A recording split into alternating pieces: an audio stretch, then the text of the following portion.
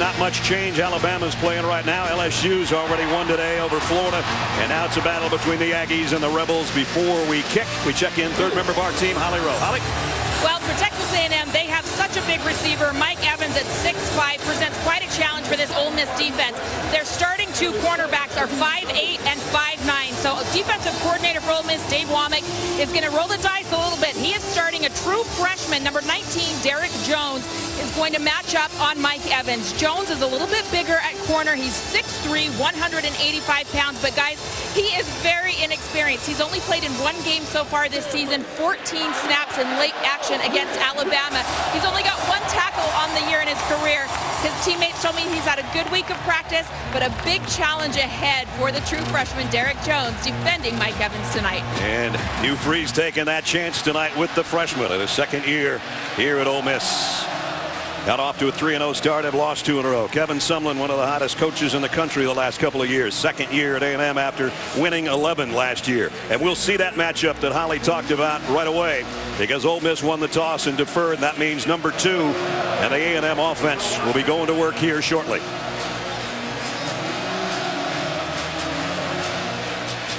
The Aggies are 5-0 on the road in SEC play, and they have won 9 straight road games.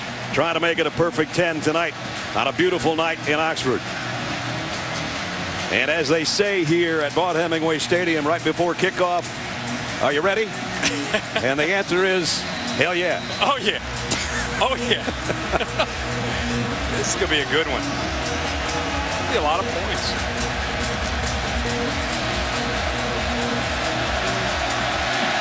And we're underway. Kick. They'll bring it out from 5 yards deep. And out across the 20 to about the 22-yard line. So Johnny Manziel will bring out the Aggies offense. One of the most potent in the country. In fact, averaging 586 yards total offense per ball game. And they almost always seem to score on their opening drive, Kirk. They sure do. He does such a good job of running this system. You know, remember, it's his second year in this system. Even though Cliff Kingsbury is now at Texas Tech, they continue to run the same system, and it's allowed this offense to move that much faster with their ability to stretch you out, get their running game going, and also the passing game can be dynamic. That's the area he's improved the most. Here's a 5-receiver set in an empty backfield for Johnny Manziel to open things up at the 22-yard line. And as a quarterback draw. And Manziel doing what he does so well. He's got 15 or more, still on his feet. He's all the way out close to the 40-yard line. Ole Miss is already here early trying to spy Johnny Manziel right in the middle right here. They had some success with that last year. But if you're going to spy with a defensive back, you've got to be able to make that play. Johnny Manziel is very, very quick, like a tailback when he has the ball in his hands. Now he comes up throwing, complete out to Sabian Holmes. You know, and this offense is always predicated upon they get that first down, and it just seems to really ignite their tempo and try to get the different personnel groups in and get Johnny Manziel getting this defense on its heels. Kevin Sumlin starts every practice with an 11-on-11 drill called Fast Start, and he says that helps him in the game because they do it on a daily basis at practice. The 2nd down and 7 here. They're already at the 43-yard line after that 17-yard run by Manziel, and he comes up firing again. It's going to be short of the first down. Labbert was run out of bounds as we take a look at our Chick-fil-A impact players. Got to hustle. Molina, underrated as a running back. Mike Evans, we know about him. On the other side, Pruitt and Hilton. Those are the 2 guys that will be the spies. Pruitt was involved in 4 of the turnovers last year. Hilton was the guy that was a spy and did a pretty good job, as Kirk just talked about, in the game a little over a year ago. Here's the first 3rd down, and they're the 6th best team in the country on 3rd down conversions. Just a straight run all the way, and Manziel's got way more than 3, about 8 yards for him, and another first down. And again, he has the numbers with 5 wide receivers stretching this defense. They have to respect Johnny Manziel's ability to throw the football against one-on-one coverage. It gives them the numbers in the box. They take advantage of it there on a big 3rd down here early. Evans in there, the wide out. You almost wonder if they'll take a shot here now that they're in Rebel territory already at the 45-yard line. Manziel taking his time on first down. Ole Miss thinking about a blitz. He wants to throw. Now he's going to run it. And this time they collar him over there just at the first down marker. He might have gotten a yard. He was run out of bounds. The Texas A&M bench. And this time Mike Hilton does a very good job of containing him and not letting him get to the outside. Manziel just taking his time. But right here, look at Hilton just using leverage to avoid Manziel getting in to the outside. If he got around him, he would have been able to pick up some big yards. Hilton 28 blue is key tonight in being able to stop Manziel's creativity.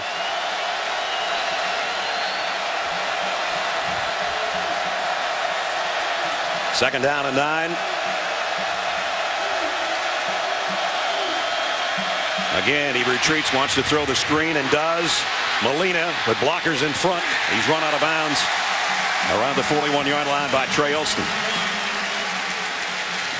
A&M, we talked about, it seems like every time they get the football first, take it down the field, they put points on the board. 17 of the last 18 games, and 14 of them touchdowns on opening drives. Of course, everybody remembers the game they had in Tuscaloosa last year where they jumped out with 3 touchdowns to get up on Alabama. Third down and 7. Empty backfield for Manziel.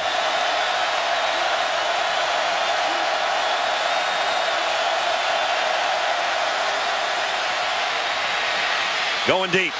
Man out there, and it's caught. Labbert has got it, first and goal. Perfect position of the football here on third down.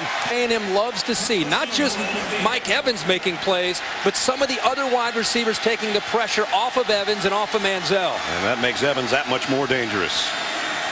First and goal at the 7.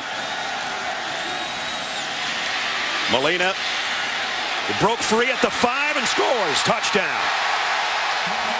Well, there's your fast start. And if you're an Ole Miss fan, you're thinking, oh, no. 31 missed tackles in the last 2 weeks against Alabama and Auburn. And that play right there, there were a few more. Ole Miss had Molina close to the line of scrimmage, but he just kept fighting for yards and got it into the end zone. Great second effort. One of our impact players, the reason being that's his 8th rushing touchdown of the year. Extra point by Lambo's up and good. But the balance there, Brad, 8 plays, 4 runs, and 4 passes. And Manziel calling a lot of the plays there at the line of scrimmage. Picture perfect drive, goes 78 yards for Molina's touchdown. 7-0 Aggies. Backers here.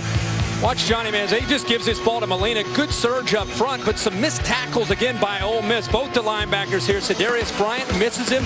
And Mike Mary, he's bouncing back and forth and back and forth. Nobody ever laid a hand on him. So a couple missed tackles. Your linebackers got to make those plays, especially deep down in your own territory. That just made it look too simple. And now Hugh Freeze's team behind the 8 ball early. Bertolet will tee it up and kick away to Jalen Walton and Kylo Moore.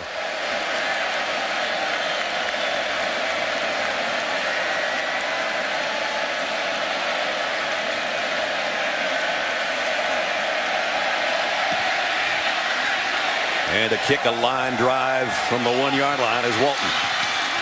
Jalen Walton flags are down as he gets all the way out near the 35-yard line, but I think it's coming back.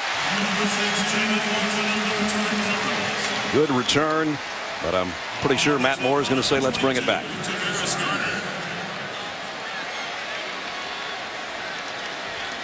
Yeah, Brad, it looked like a hold there.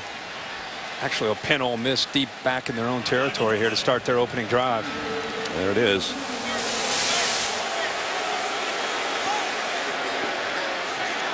So instead of having good field position, they're going to start inside their own 10. And that's not what Bo Wallace was hoping for.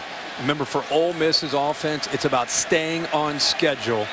Third and short. They've got to take the pressure off of Bo Wallace. Last week against Auburn, he was in too many obvious passing situations, not only the down and distance, but because they dug themselves a hole and had to fight back against Auburn. And Auburn sacked him 6 times. He's inside his own 5 in the shotgun. Jeff Scott, the tailback, with him on their first snap of the ball game. And now Scott comes up near the line. They're going to try to fake the handoff and go straight ahead. And that's something they had to do tonight. And they get off to a good start as he picks up about 6. And we take a look at tonight's impact players, brought to you by Chick-fil-A. Moncrief. Mathers might be a big story tonight. He's a bigger back. And Stansbury, he'll be the guy to set the edge. And DeShazer Everett has been all over the place on the defensive side so far this year for the Aggies. So good gain by Wallace. Whoop, high snap. Got it down and got it to Scott. And Scott has a first down. That's run out to the 20. And Brad, that's what they need to do. Obviously, they need to have success on 1st and 10, and then they need to have an ability to get outside, let the big linemen lead them, and get Scott to the corner. The last 2 weeks, they've not been able to do that, and it's put this offense into some real jams because their rhythm is based off of that outside run game because it just seems to set up the rest of their offense, especially the play-action pass game. Scott, the smallest guy in the SEC at about 162 pounds soaking wet. But he averages over 8 yards a carry, and that last one got him a first down at the 20.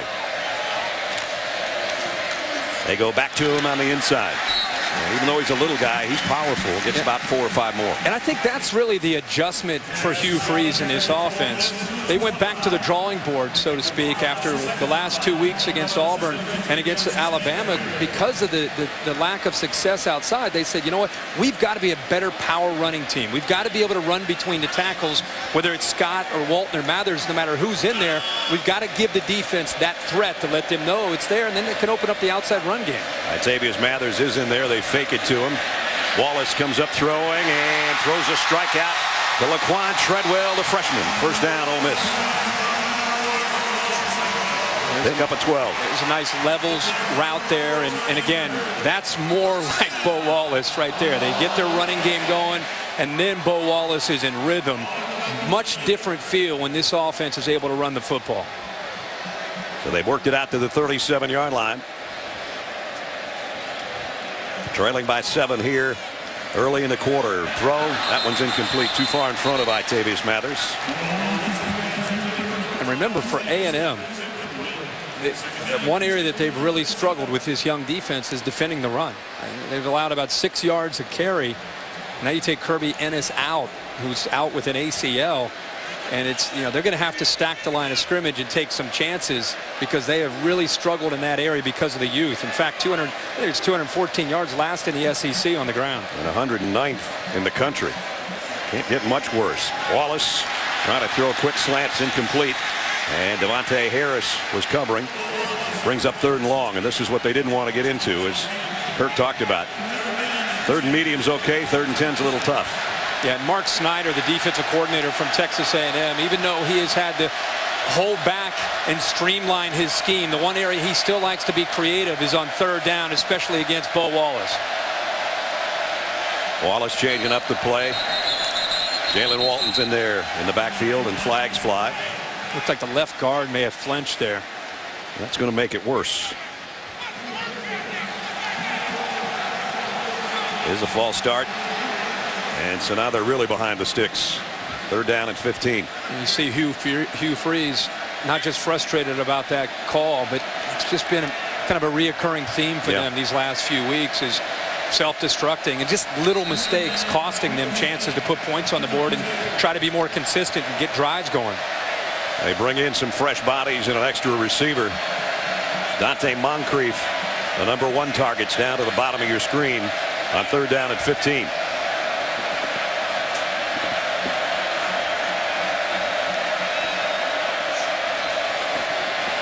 Wallace has time, fires, and in the middle of the field, it's complete, but it's short of the first down. And that's Yamez Logan. And Logan is one of their talented receivers, and Hugh Freeze leads the nation in 17 attempts as far as going for it on 4th down. And right away you think, hey, maybe he's going to give it a chance here, even though he's in his own territory. 53% on the year, and he's going. You're right. Why not? Got Johnny Manziel on the other side, right? You got to keep that in mind, don't you? This is where Wallace running ability might come into play. Manziel can only watch right now, hoping that his defense can get in the ball back in Ole Miss territory. I think the Rebels are going to take a timeout, think this one over, or talk it over. And they will. First time out of the ball game. 8:24 remaining in the quarter. The Aggies by 7,000 of the close friends, and I got to get new friends. I never did get any pictures. You were gonna. You know what? I forgot. Text. I took a couple last night too. Ole Miss has got Barry Brunetti in at quarterback. This is custom made for him on 4th down and a little over a yard. And can he get it? No way. Stood up at the line of scrimmage by Darian Claiborne first, and help from his friends, and now Johnny Manziel and company, Mark Snyder, saying, oh boy, that's the way to do it, fellas. And Aggies take over. Yeah, Mark Snyder is fired up because his freshman, Darian Claiborne, makes this play. The middle linebacker. See those big linemen? You got an H-back following through. The freshman who's getting better every single week, and a big part of this defense improving. 48 right in the middle, lowers his shoulder right into Brunetti and keeps him short of the first down. Write that one down with 8:16 to go in the quarter. A 4th and a long one, and the Aggies take over on offense. And they're in great shape at the 45-yard line. This is where A&M goes into attack mode. An offense willing to take a chance, go for it on 4th down in their own territory. Manziel on 1st down. Thought about going long. It was covered, and they've got him wrapped up. He throws it left-handed, and he didn't get it to the 1st down marker, but he did draw a flag in there. Now, whether it's holding or not, we'll wait and see. Pretty much in the grasp, and he got creative with his left hand. You got to give him, with him, you just never know. Yeah. You know, he's liable to drop kick it. He'll do anything. Grounding. Number 2, the offense. The ball be placed at the start of foul. Includes Walton down. Second. You know, he starts to scramble, and remember the ball is snapped right there. He's never outside of the pocket, and the ball doesn't get quite to the line of scrimmage, so it's the right call by the referee, who is standing right there watching the entire play. Loss of 7, loss of down. 2nd and 17. Back on the Aggies side of the 50. Manziel, here he goes. What a move right there. Across midfield, heads to the sideline, got away from another guy and run out of bounds. Oh, you know, you just go, how do you do that? That's exactly right. But here's the risk you take if you're Ole Miss. You play some man coverage behind the pressure that they have here. You got a spy right there with the linebacker and Bryant, who's not going to make that play all night in space. And then you got a lot of defensive backs running with wide receivers with their back turned to Johnny Manziel. That is a dangerous proposition. They're fortunate that they held him short of the 1st down. He did get 11, but it's still 3rd down at 6 at the 41, and it's Molina, straight handoff. He's going to be right near the 1st down marker. See where they spot him. One of the things that people overlook with A&M is their offensive line and how dominant they can be and how physical they can be. You get caught up in Johnny Manziel and all the wide receivers. They did pick up the 1st down there, but it's the offensive line that allows them, if you're going to sit back on the passing game, they can maul you with their running game. Clarence McKinney, the offensive coordinator, told us yesterday he thinks all 5 of those guys have a chance to play in the NFL someday. High snap. Manziel got it down to Molina, and this time he cuts it outside inside the 30, and he's going to have another 1st down. Whoop, ball came out at the end. Was he out of bounds? If not, the Rebels have it, and they do.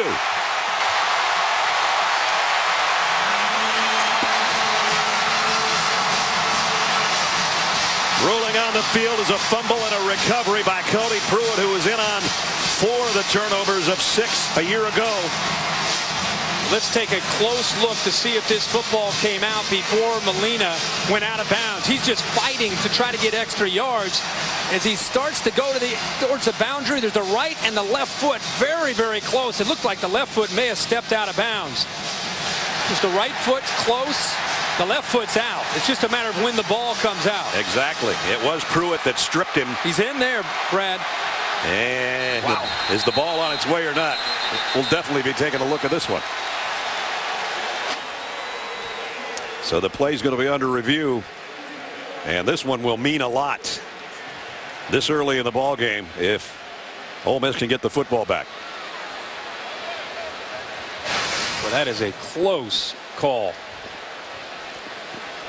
Ben Oldham is our replay official. Matt Moore is going to make the long jog to talk about this.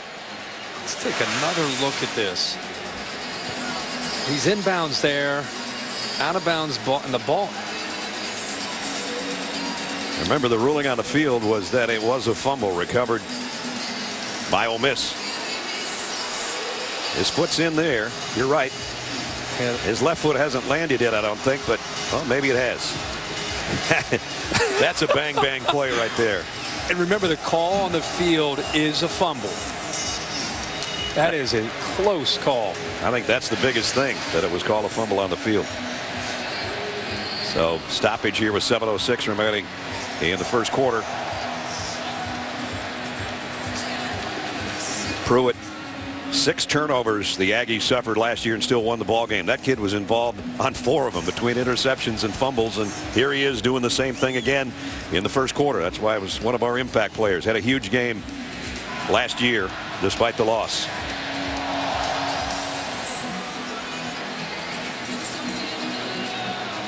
So an anxious Ben Molina waiting on the sideline, as we are.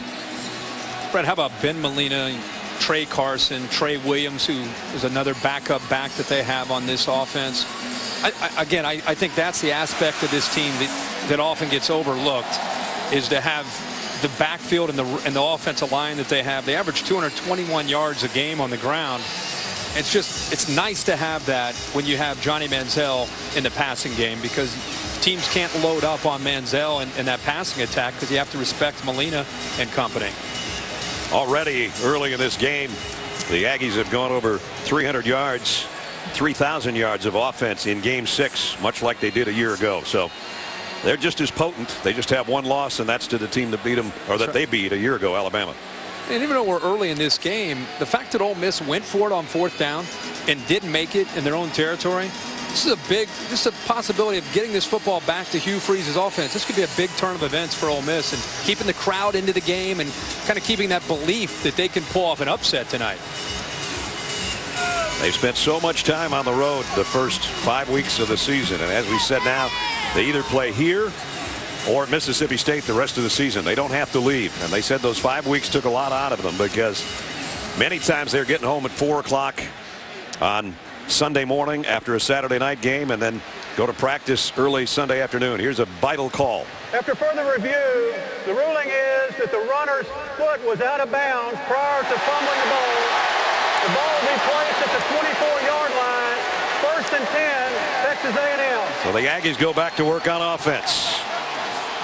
They took some time there, and they should have. That was a really tough call for the guys, not only downstairs, but even upstairs in the replay booth. We're sitting there looking at it frame by frame, and you still barely could tell. So the line of scrimmage is a 24 now, and Johnny Manziel and the offense back to work. Right now, Ole Miss would love to just force a field goal or something here and not find themselves down 2 touchdowns. Brad, remember, Mike Evans to this point's been quiet, been held in check, and anytime they can try to get him isolated one-on-one, they'll try to get him the football, especially down in the red zone. He's up on the top of the screen, all 6'5" of him. Manziel, play action. Scrambles, fires, and incomplete. That was intended for Gonzalez. Yeah, he was looking to Mike Evans. Yeah, he was looking that way. I think, he's trying to be patient and eventually getting it to his favorite target. Evans kind of a little gimpy there. Yeah. Checked himself out. Holly's all over it. She's right there. So 2nd down and 10. And again, they show a different set here. Trey Williams in the backfield. Kind of a loaded shotgun right now. 4 guys in the backfield. And Williams, quick, but not much. Hit at the line of scrimmage, bounced off for a pickup of 3. But this Ole Miss defense, they've been put in some tough positions tonight, but they are attacking this line of scrimmage and getting a pretty good push against A&M. Remember, it's one of the best offensive lines in the country. Yeah, these guys are quick, Ole Miss defense. Having seen them play Alabama, they just got worn down in that game. And their offense couldn't put any points up, and they were out on the field too long. There's a big 3rd down. He said if they could hold him to a field goal, that wouldn't be too bad. Remember, it's Johnny Manziel, not just a throwing, but you got to be careful of when he can scramble, pick up 1st downs. They just bring 3. Manziel all day to throw. And now flags are down. I think they're going to have a holding call as he goes to the end zone for Evans and just overshot him. And Manziel is down and hurt. Brad, I don't even know if it was so much him getting hit. It looked like as he threw the ball, something just looked like it may have gone out on him. Looks like he's holding his left leg or left knee. I mean, right as he releases the football, it wasn't an Ole Miss defender that hit him after the throw. It just as he threw the football, you could tell he grabbed it right away and went down.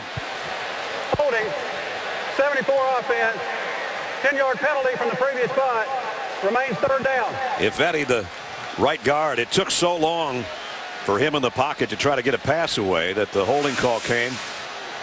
And watch this, Brad. He's got a lot of momentum going to his left to get away from the pressure. Now he tries to get his shoulders turned. And right away, I mean, he's grabbing at his leg. As he threw it. Yeah, I mean, before he even hits the ground. The good news is he's up and walking off the field.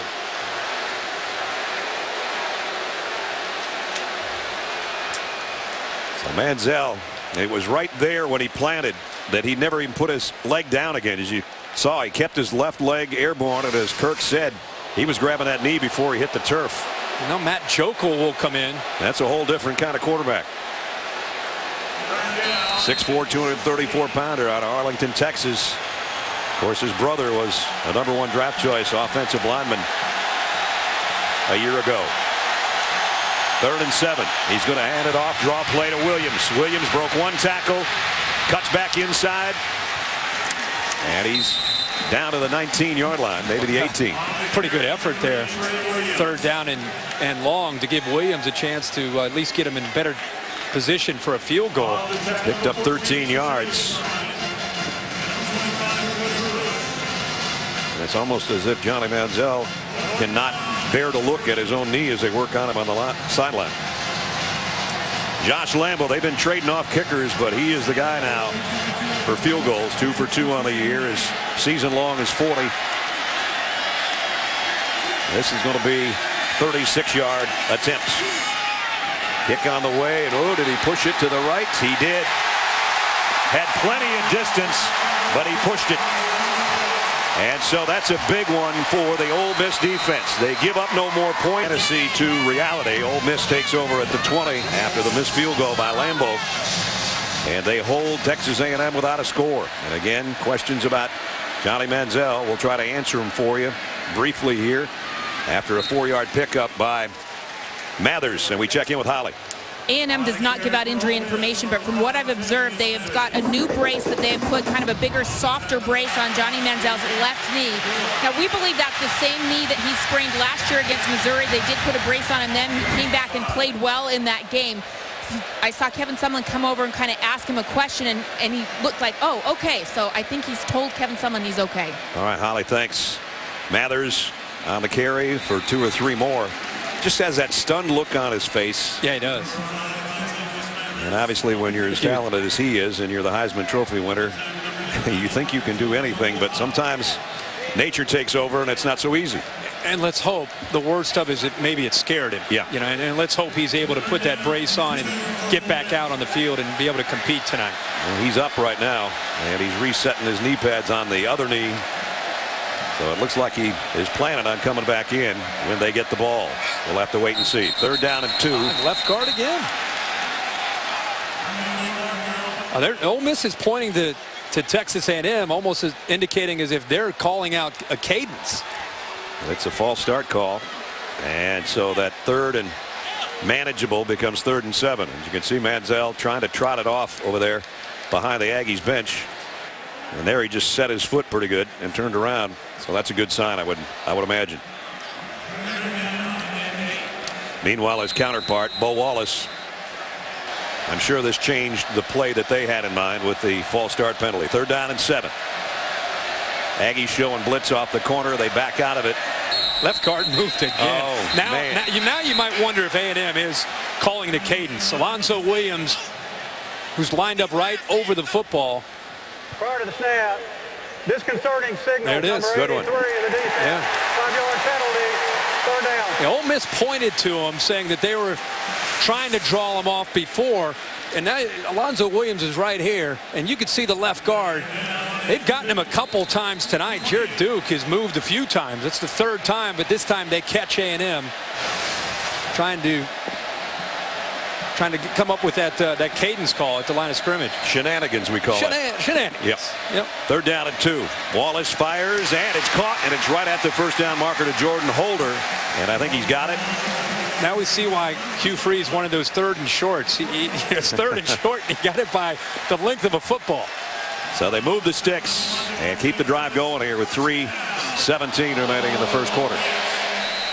At some point, Ole Miss will have to take a chance vertically because A&M is crowding the line of scrimmage, and they're crowding that short, conservative passing game from Bo Wallace. They haven't lofted one to Moncrief yet. They pump fake to the running back and come back the other way. Now they got a man on the run, and it's Vince Sanders. Touchdown, Ole Miss. 70 yards. There you go. There it is.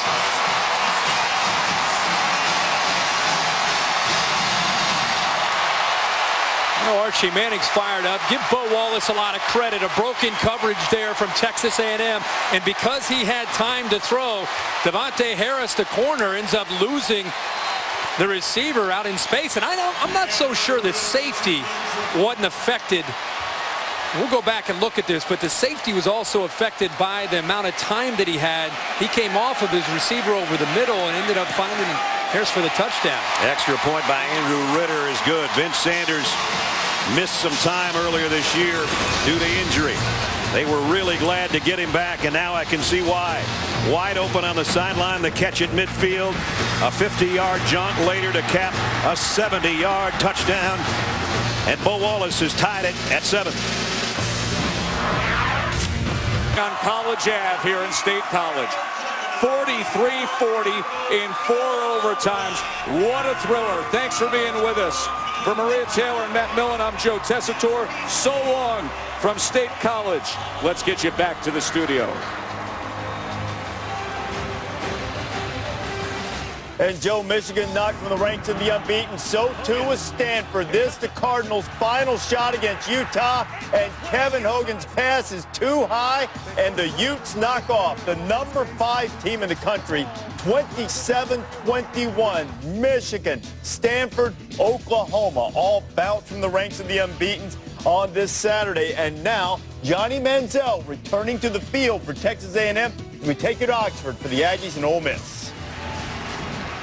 And we welcome those of you that watched the thrilling 4 overtime finish in Penn State's win. We're in Oxford, Mississippi in an SEC West battle, and Johnny Manziel and the Aggies of Texas A&M tied up with the Rebels of Ole Miss with 2:49 remaining in the first quarter. And Manziel comes up throwing. And complete, but a short gain out to Sabian Holmes. Johnny Manziel, about 5 minutes ago, before the Ole Miss touchdown, on this play, rolling to his left, trying to throw to the end zone, and his left knee got tweaked. He was helped off the field. He has a brace on it, and he's back out there playing. So everybody in Aggie land were holding their breath. In fact, everybody here at the stadium, I think, doing likewise for the Heisman Trophy winner, but he remains out there, and it's 2nd down and 8. Set to throw, plenty of time, deep middle, and complete. And it's Holmes again, and Holmes has got a big gainer out near the 48-yard line as we check in with Holly Rowe. Well, Johnny Manziel's left knee was examined by the athletic trainers. Kevin Sumlin came over to ask him if he was okay. It appeared he said, yeah, I'm fine. He did some drills on the sideline, put some weight on it. But, guys, this is possibly the same knee he sprained last year against Missouri. We'll keep our eye on it. All right, Holly, thanks. Play action, first down throw, rips it down the middle. Malcolm Kennedy. And Johnny Manziel put some smoke on that one. First down inside the 35. And you really wonder how it may affect him with his mobility. It's such a big part of his game. We've not seen him since he went down move it all from that pocket. Now they keep it on the ground. Quick into the hole is Trey Williams. Man, he is fast. Sure is. And Brad, I was going to say, you know, these coaches from Texas A&M have talked so much about the improvement of Manziel. In fact, in spring football, they didn't let him scramble. They wanted him to get more and more comfortable in sitting in the pocket, and it's an area we've seen him grow. He's more effective. They're more dangerous in throwing the football. And now we'll see tonight again. Once his instincts take over and receivers are covered, is he willing to take off and run? He's going to throw deep and hit, broken up, incomplete. It was Mike Evans, and he got leveled by Charles Sawyer, and we got a flag, and it's going to be maybe a targeting foul down there inside the 10-yard line. I think a lot of fans still get confused with this rule. They think helmet to helmet. They think the crown of the helmet. Remember, a receiver who goes up for a football, if the initial contact with any part of your body as a defender hits above the shoulder pads, above the neck, then they're going to call the penalty. That's where the targeting call comes in. Here's a call from Matt Moore, our referee. Personal foul, targeting, number 7 into the defense, 15-yard penalty from the previous spot. By rule, number 7 is disqualified. The previous play is under further review. Now, the only thing on the review, as you see it again, and the helmet went right under the chin, the only thing that can be taken back is whether or not he's ejected. The penalty's going to stand either way. And I think that's the part of this rule that for a lot of fans is very frustrating when they send it upstairs and they say, oh no, yep, he actually did hit him in the chest and then his helmet slid up to the face mask. The initial contact, boy, it's right on the face mask. Yeah, it is. It looks like it. And that would mean Trey Elston, the sophomore Rover, the starter out of Oxford, Alabama, is going to be gone. And look at, he's tapping that helmet as if to say, I wish I would have hit him lower or hit him with my shoulder. Yeah. The players are now so well trained that they know the difference, and they try to avoid those hits. You could see his frustration. So again, the penalty will stand no matter what. The ejection may or may not be upheld, and that's what the review is doing right now. The initial contact, right, the side of the helmet right towards the face mask on Evans. You know, what's lost in all of that is how Johnny Manziel put that thing right on the spot. And here's the call.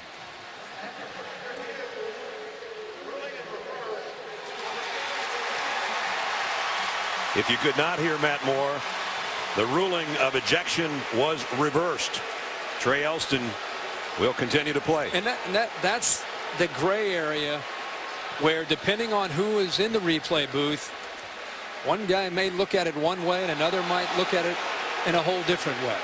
Here it was kind of that gray area that could have been called, or it could have been reversed, and they ended up reversing it. That's great news for Ole Miss because Elston stays out on the field, but the 15 yards still in play. That means they're in the red zone right now. 1st and 10 at the 18-yard line. Back to the ground, a hip skip and a jump by Williams, and he's heading to the end zone. Touchdown, A&M. Well, Trey Williams has a different feel now that he's healthy.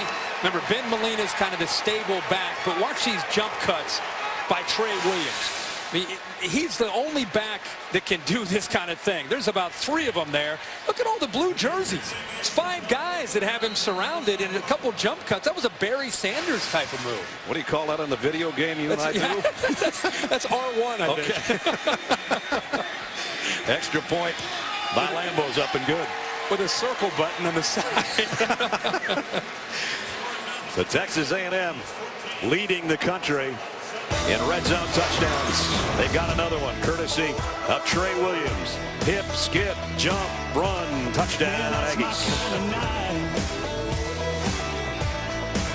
Different Ole Miss defenders who had him wrapped up, and you know he's been dinged up with that high ankle, and now he's making plays like that. That's special. Well, so 14-7 caps another long scoring drive, and the Aggies started things off. The opening drive of the ball game went 78 yards to take the 7-0 lead. Then a big touchdown pass. Bo Wallace to Vince Sanders evened it off. Aggies answer a 75-yard drive. And the kick. This one's returnable from about the 5. They fight over that one back there and get out near the 20-yard line, and Jalen Walton. If you're just joining us and you watched Penn State and their thrilling 4 overtime win, Brad Nessler with Kirk Herbstreit, who traveled cross country from Seattle in game day. Good to have you with us in Oxford. Great to be here, buddy. You didn't have time to get down to the Grove, I don't think, because No, that was a long plane ride. It was. I missed out on that, but it's exciting to see Johnny Manziel and this Ole Miss team that's been backed into a corner, so to speak, right, with the last 2 weeks against Bama and Auburn. I'm just glad that Johnny is okay, because he was shaken up earlier in the ball game. If you weren't here, tweaked his knee a little bit. They put a brace on that left knee, and he's set to go the next time they get the ball back. But now it's Ole Miss trying to answer with some offense of their own, and Jalen Walton on the carry. Got a couple. Brad, we talked earlier about the importance of Ole Miss running the football. They talked to us about how important it was to try to stay on schedule. And this is a team that when it's 3rd and 5 or less, they're converting at 68%. And if it's 3rd and 6 or longer, it's 24%. That's why it's so important with this offense to be able to stay on schedule and avoid those 2nd and 3rd down longs. Here it's 2nd down and 7. They fake to Walton and throw the slant. Complete. Nice throw, but not that big a gain. Laquan Treadwell on the catch. And we've come to the end of the first quarter. The 9th-ranked team in the country, led by the reigning Heisman Trophy winner Johnny Manziel and Kevin Sumlin. The Aggies in front as we start things off in quarter number 2. And a 3rd down and 2 coming up for Bo Wallace and the Rebels offense. Aggies showing possible blitz off the corner. They're going to bring it, but it's going to be a 1st down run by Jalen Walton. Walton's not a lot bigger than Jeff Scott. They're both in the 5'7", 5'8" range, and both are less than 170 pounds. And now they go hurry up, or at least tempo, now that they've got the 1st down.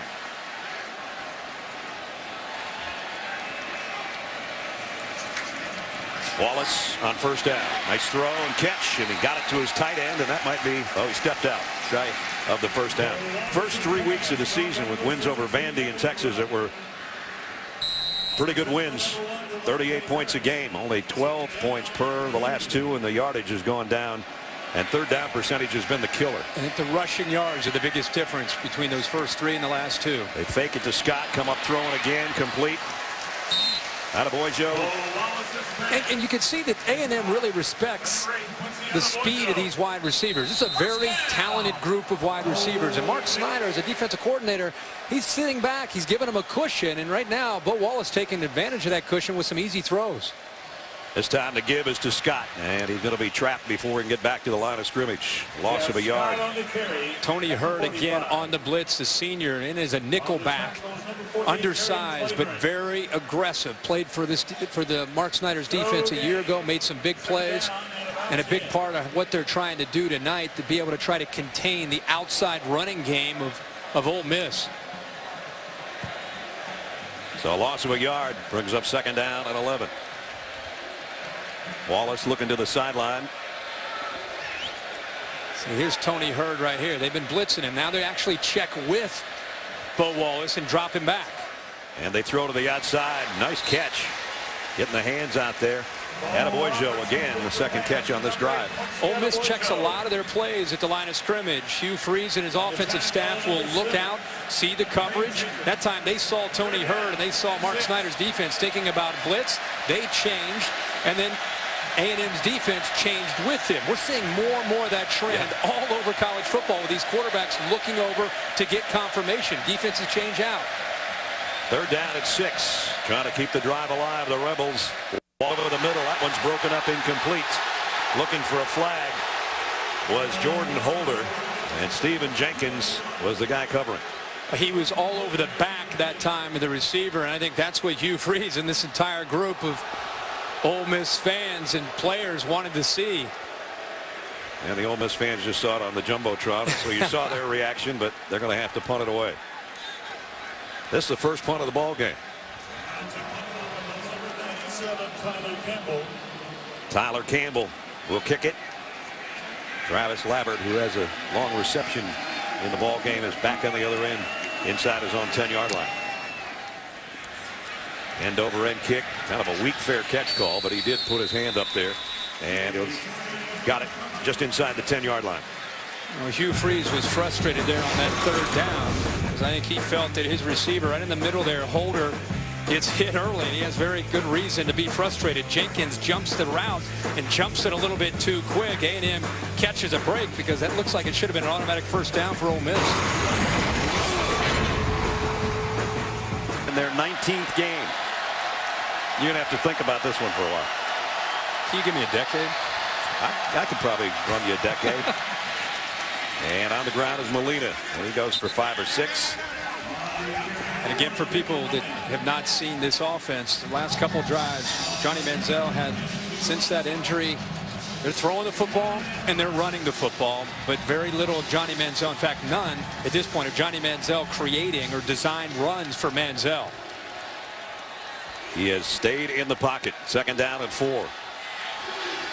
Molina again trying to go wide, and Ole Miss is there to meet him this time. I think the reason that's a really important aspect of this offense is it puts the defense at a disadvantage. Not only is creativity, where it's, again, that backyard football look, but it puts you in a jam as a defensive coordinator because of the numbers game of what do you want to put guys in there to account for Manziel's potential run game, or do you want to sit him back against the passing of Johnny Manziel? If he's not willing to run or he's unable to run, it changes how Ole Miss can attack defensively. And this is picture perfect when he's healthy. 3rd down and 4.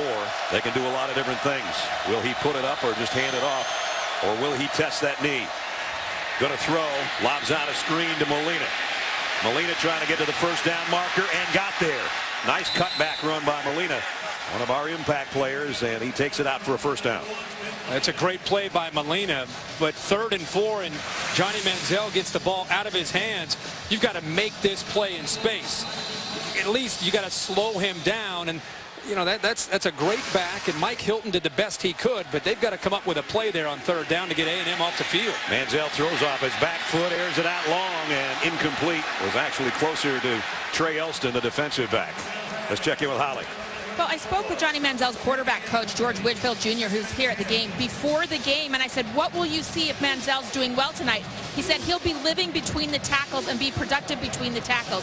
Well, now since he's tweaked that left knee, Johnny Manziel is staying more between the tackles. But, guys, that was something they were working on all along. Now with the knee injury, he really will be living more between those tackles. We've seen it so far. I'm a big fan, Holly, of just taking what the defense gives you. If it means staying between the tackles and sitting in the pocket, so be it. If it means creating, you got to create. Throw out in the flat. This is going to be a loss for Malcolm Kennedy. So right now, the Aggies are going the wrong way, but that quick Ole Miss defense doing a nice job. There is tremendous quickness on this defense, and it's a veteran group. They've got to take advantage of every opportunity they get when they get Manziel and the A&M offense into 3rd down. This is a 3rd and long. You wonder if they're going to rush 3 and drop 8, or do they try and pressure him? They've been spying with the defensive back, Mike Hilton. Empty backfield for Manziel on 3rd down and 14. Trips to the bottom of your screen, and we know Manziel's going to throw here. Or not. And now he does try to run, and here he goes. So much for what I had to say. And he slides all the way out to the 44-yard line. And I've got to think now, he says, okay, the knee's all right. I'm ready to go. And there's Hilton. We just talked about him spying. And here we are thinking, they've lost that aspect to their offense. Hilton's right there. He tried to make a play in space before. Look at the man coverage. There's nobody left after he gets away from Hilton because of man-to-man coverage. Back to Molina. He goes for a tough 6. Before Kandichi makes the stop. And now that he's tested the leg, game's on now. He kind of lulled him to sleep and lulled you and I to sleep because of that threat now back with being able to run. It's Tom Molina hitting the backfield. There's going to be too many Rebels there for him to get back to the line of scrimmage. Byron Bennett's the first guy there, and he got help from a bunch of his friends. A great job of getting penetration. Be able to slow down this running game. So now it's another 3rd down situation. They picked up 3rd and 14 with Manziel's legs. He's back there all by his lonesome again. And Mike Evans still does not have a catch in this ball game.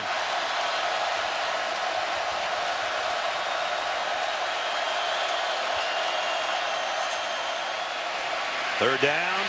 Again, he spins away from the pressure. He'll run it, and he got there. And not only that, we got an Ole Miss player down as well. And that's Robert Nkemdiche, the freshman defensive end. Consensus really #1 recruit in the country last year, especially if you're talking about defense. And of course his brother Denzel's a linebacker here. Mike Hilton is the spy again. He has had a rough night. They bring the blitz there with Denzel. But look him get to the outside, and look how late you have Hilton getting there to be able to make a play. And you can see right away Hamstring. Nkemdiche was grabbing that hammy as he was trying to chase down Manziel. We're going to check out him. 8:51 remaining. Wonder how long he might be out. I don't know. That is, if it is a pulled hamstring, that's a tough loss, and that's a number of weeks until you can get back in the lineup if it in fact is a hammy. He barely could sit down on that bench over there because it looked like he grabbed it way up by his rear end. And at any rate, it's the 10th play of the Aggies drive. And Molina, I thought his knee went down. If not, he just got planted in the backfield. Carlton Martin and Serdarius Bryant make the stop. We check in with Holly. Well, Robert Nkemdiche, guys, has a left hamstring string. He is probably not going to return tonight.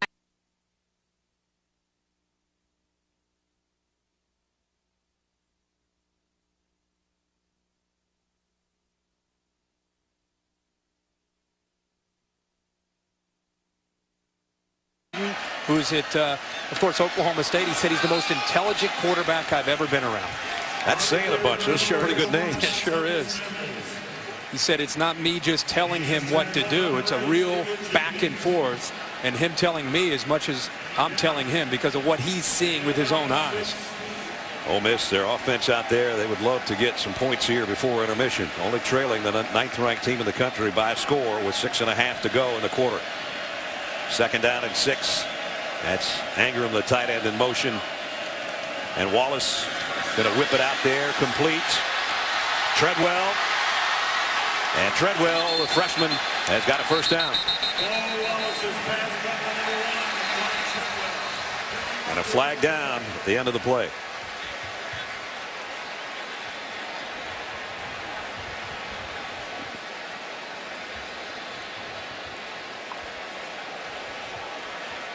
The officials with a committee meeting over there. Would be a first down at the 31. Well, if they're going to call this a block in the back, it was really almost a touch foul if they end up calling it.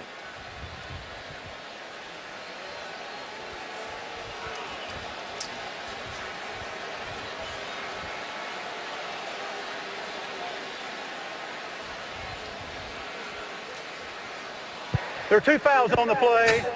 Holding, number 7 of the offense, 10-yard penalty from the spot of the foul. Then dead ball, personal foul, late hit, number 8 on the defense. That's a 15-yard penalty and includes an automatic first down. All right, so multiple fouls. That's what took so long. Stephen Jenkins is going to get the one that counts. And Kevin Sumlin's over there doing the math. Yeah. At the end of the day, it's that dead ball foul is the one that gives them the first down. And Jenkins, the best defender on this Aggies defense. Treadwell's way out of bounds. Whistle's been blown, and he body slammed him. So first down, just over 6 minutes to go. Atavius Mathers in the backfield, and now steps up and takes the handoff. Nope, it's going to be Wallace. Faked it to Mathers, and Wallace runs into Jenkins, the guy that just got the penalty. Ole Miss again is trying to establish that running game, something that's not been a big part of their offense. The first 3 weeks it was. The last 2 weeks it's not been. And a helmet comes off there, so they got to run another center out there. Ben Still come out. Backup center's got to come out for a snap. That's always dangerous when you're in a shotgun. Haven't had chance to snap one back there. It's perfect though. Play fake. Wallace going to load and lay one out there long for Moncrief, and he's going to draw a flag. Howard Matthews. Howard Matthews earlier got out of position on a big touchdown pass for Ole Miss, and this time he's bumping Dante Moncrief down the sideline. Pass interference. Defense number 31. 15-yard penalty from the previous spot. First down. Moncrief has, for his size, Brad, Moncrief can go by you. And I think the position that Howard Matthews was in, Moncrief was about to just go right by him for a big play, and Matthews just got in his way and prevented him from getting around him. Moncrief, even in a loss to Auburn last week, had 6 catches for 122 yards and a couple of touchdowns. So first down by penalty again, and Wallace, nice run this time, the best of the night by the Ole Miss quarterback. Usually it's Brunetti, the backup quarterback, that has really good ability to run this play. But they, again, going back to early in the year, they were running that play, and Jeff Scott was getting around the corner. Yeah. It's a big part of what they want to do, because it does set up their play action and how they want to attack off that same look. And now a big opening for Jalen Walton inside the 30-yard line. And they got the running game going. They run outside. The quarterback keeps the football. They take a shot downfield, and then they get the ball into Walton's hands. What a great block up front there to put the A&M defender right on his back. It's just a really good combination of play calling right now from Hugh Freeze. Texas A&M's going to take a timeout. They don't like the way Ole Miss's offense is gashing them right now. With 4:45 remaining in the half, Rebels are threatening, down 7. With his guys, he took his offensive line out for wings, all they could eat this week. And his body language and how he's communicating with guys has been very positive tonight. Definitely more mojo on this offense for Ole Miss. Spent a couple of $100 on wings, he said. Linemen can eat a lot. Right now he's out and Barry Brunetti is in.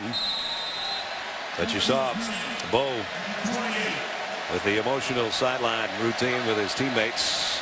And Brunetti off play action. And he's going to throw, and almost caught, broken up at the goal line by Shazer Everett. A risky throw by Brunetti, but a great call by Hugh Freeze, because the option quarterback, or the more mobile quarterback, based on what A&M has studied, they break a tendency there, roll him out, and give him a chance. Now, the ball was thrown late. A&M almost came up with an interception, but it just gives them something else to think about when they see number 11 check into the game. He's not just going to run the football. Now Wallace back in there.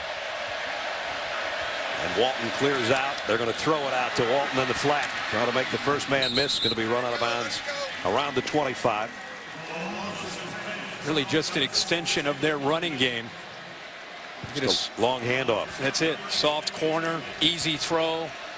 And this is 4-down territory really for Hugh Freeze. I mean, even on this 3rd down, if he can pick up 4 or 5 yards to give themselves a chance. They have really struggled in this area the last couple weeks against and Auburn. They've been inside the 30-yard line. You saw it firsthand. The last 2 weeks, 8 times inside the 30, only 1 touchdown. Yep, they came up empty against Alabama, of course, shut out 2 weeks ago. So a huge 3rd down and 7 from the 25 of Texas A&M. Wallace pumps, signals for his receiver to get downfield, and now fires to the sideline, and it is caught. No, he's out of bounds. Jamaz Logan.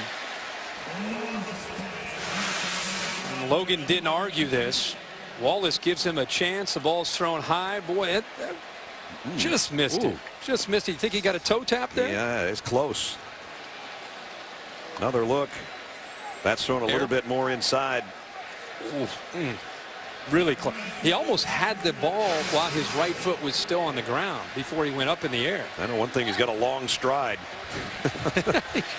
So they'll try the field goal. Andrew Ritter will try from 42 yards out. Kick on the way, and it's perfect. So they got 3. They would have loved 7, but hey, against the 9th-ranked team in the country, cut it to 4 with just over 4 to go in the half. They were aided by a couple of penalties that gave them a couple first downs. Nonetheless, they cap off the drive with a field goal. Don't forget, this would be a dandy coming up on Monday night. Andrew Luck, how good is he in year 2? Phillip Rivers rejuvenated with the Chargers. Monday Night Football starts with Monday Night Countdown at 6:30. Then the Colts and the Chargers, 8:25 on ESPN and live on Watch ESPN. And there's the numbers, 1,600 yards already for Phillip Rivers. You live up in that world on Thursday nights. Who besides the obvious out there, who are the teams you think to beat? Well, it's amazing that the Chiefs are 5-0. That's a shocker. Yeah. Is that for real? That's might be for real. I think the Saints are for real now that they got Sean Payton back. Yeah. There's some teams that are really struggling, obviously. The Giants, who I saw on Thursday nights, and they're 0 for right now. And the Falcons have a bye week, and they have only Thankfully. one win. Yeah, Right. they got more Regroup. injured guys. Those two teams have more injured guys than anybody in the world, I think. Seahawks still, you know, they lost to the Colts, still look like a team. The 49ers. Yep. Fun to see Pep Hamilton, the former Stanford offensive coordinator, calling plays now. He's for right in Andrew tune with Luck. luck, isn't he? Yeah. Ritter, who hit the field goal. Trey Williams and Ben Molina are back deep.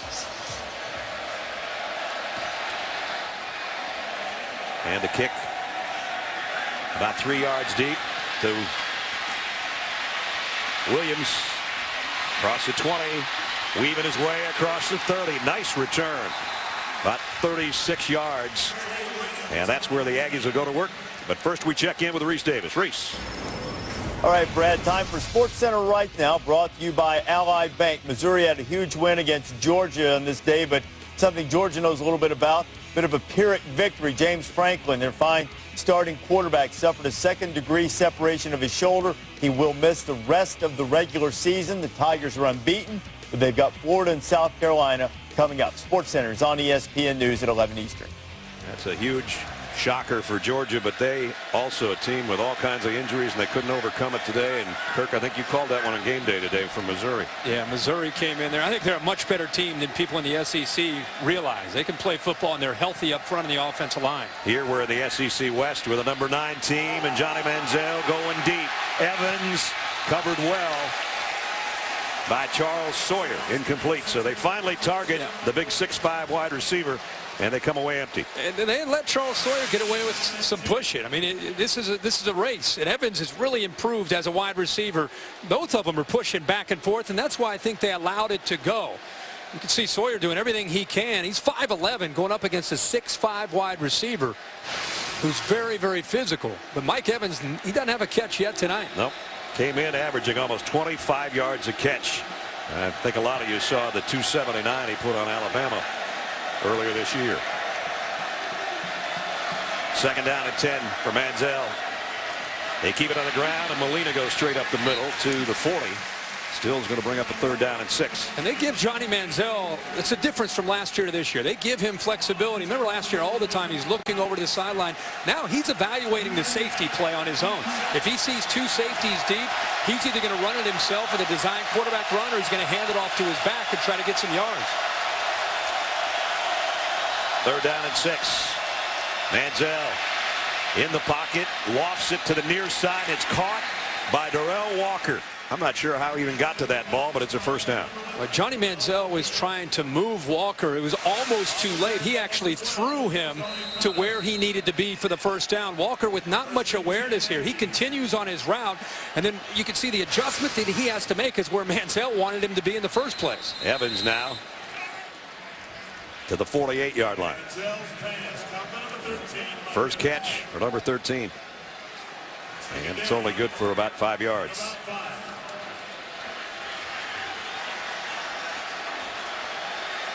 But they're back in Rebel territory at the 46-yard line.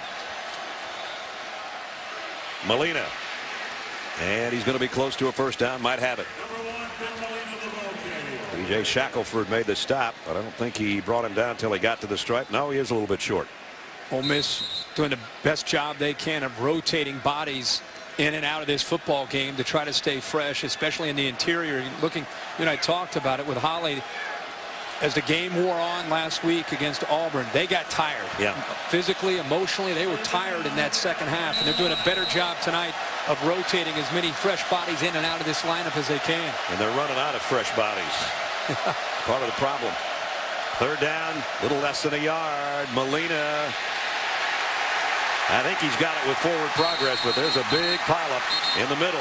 And if the linesman comes over, he doesn't have his foot on the 1st down marker.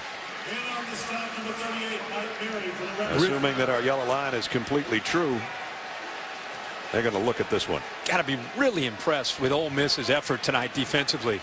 We knew that they're better than I think a lot of people assume, just based on the way they played the last couple weeks. Well, they're out. C.J. Johnson, they're short him because he's got an ankle. Carlos Thompson's out. They lost Kimdichie earlier this quarter. They're running out of defensive linemen the way it is, especially defensive ends. But they are in attack mode tonight against a very talented offensive line from Texas A&M. Okay, it's that much short. 4th down and about 3 links. You can see the coaches over there talking about they're anticipating Ole Miss pinching the A-gaps right at the center. Wonder if they're willing to try to take a chance here and bounce the ball to the outside. The bigger back Trey Carson comes in here. 4th down, A&M. Trey Carson in a pistol set behind Johnny Manziel. Huge play right here. And he's hit and he's going to be dropped. Ole Miss will take over.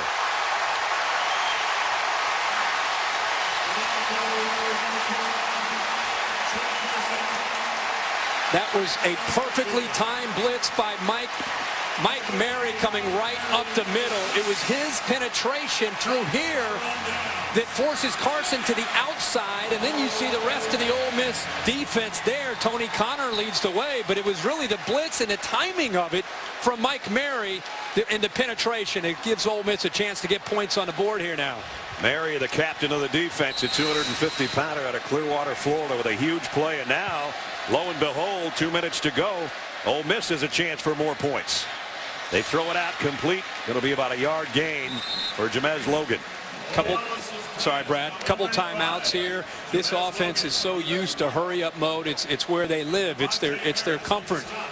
Bo Wallace knows how to attack here, and the 2 timeouts only helps them as far as trying to work this clock down and at the very least try to get in the field goal range. A&M wasn't even set defensively, and Ole Miss, that's tipped and almost intercepted. He almost threw it right to Stephen Jenkins. And the clock stops with 1:31. He's got to be careful here telegraphing some of these passes. You look at his eyes right there. It's a great look into the eyes of the quarterback, Bo Wallace, and Stephen Jenkins looking at the same thing that you and I are. Not only staring down his receiver, but he's got kind of a windup. It takes a while to get out of Bo Wallace's hand. 3rd down and 8. Trying to take advantage of stopping the Aggies on 4 downs. And they do. 1st down throw.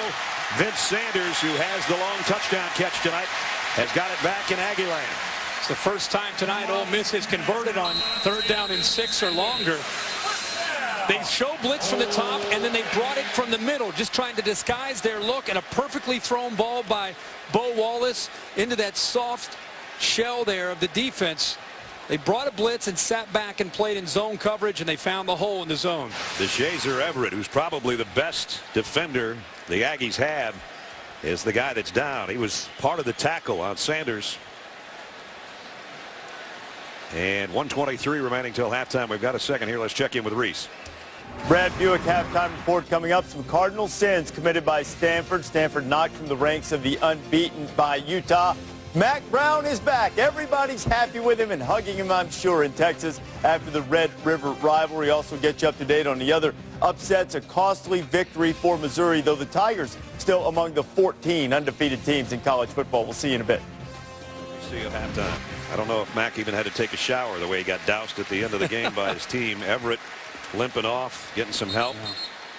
By the way, I was supposed to give you a decade on the Aflac trivia question about 7 years ago. Okay, that's middle of the 2000s, somewhere in there. Okay. Wow. It was 7,000 yards of offense in a 19-game year. Well, then I'm going to have to 19-game you want me to guess? That was a heck of a hint. Go ahead. I'm going to say Vince Young. How about Colt Brennan, Hawaii? Wow. I never Good got guess, that. though. I would have never got No, that. that's a good one. There's our Aflac trivia question. That's a big loss. We'll have to see if Everett's able to come back. Yeah, he's their best defender. He scored on touchdown, interception returns, and fumble recoveries already this year. Full start. 78 offense. 5-yard penalty. 1st down. Laramie Tunsil, the freshman left tackle. Big fella out of Lake City, Florida, with the penalty.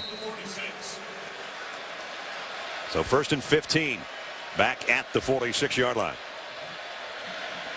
That's Ingram, the tight end, in motion to a slot on the left. Wallace pump fakes. Deep sideline to Ingram. Incomplete. Not a bad ball thrown out there, but incomplete. They tried a little pump fake. They had Ingram coming in motion and trying to create a one-on-one matchup there. Pretty good coverage that time by Floyd Raven. A field goal would be huge. A touchdown would be monumental. Ole Miss doesn't want to blow the opportunity to not get something out of this after stopping the Aggies on 4th down. Not sure if this is an official timeout. I didn't see a timeout signaled by Matt Moore.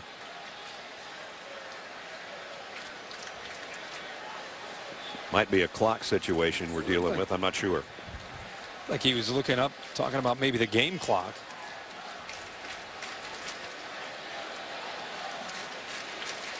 Meanwhile, Bo Wallace has got time to think about what's coming up here on 2nd down and 15. I love that report from Holly about his body language and his leadership skills, and how he admitted even to her that he maybe lost his cool a little bit, just his competitive spirit, and how he tried to make amends, taking the big fellas out this week, and he's trying to channel that emotion in a right way tonight. It's been much better for him, and I think his teammates will respond to that positive emotion from him, because he's that kind of player. Tries to be a leader in a lot of different ways. Told us that his little brother's a 7th grader, also a quarterback, and he's got the same hairdo as Bo.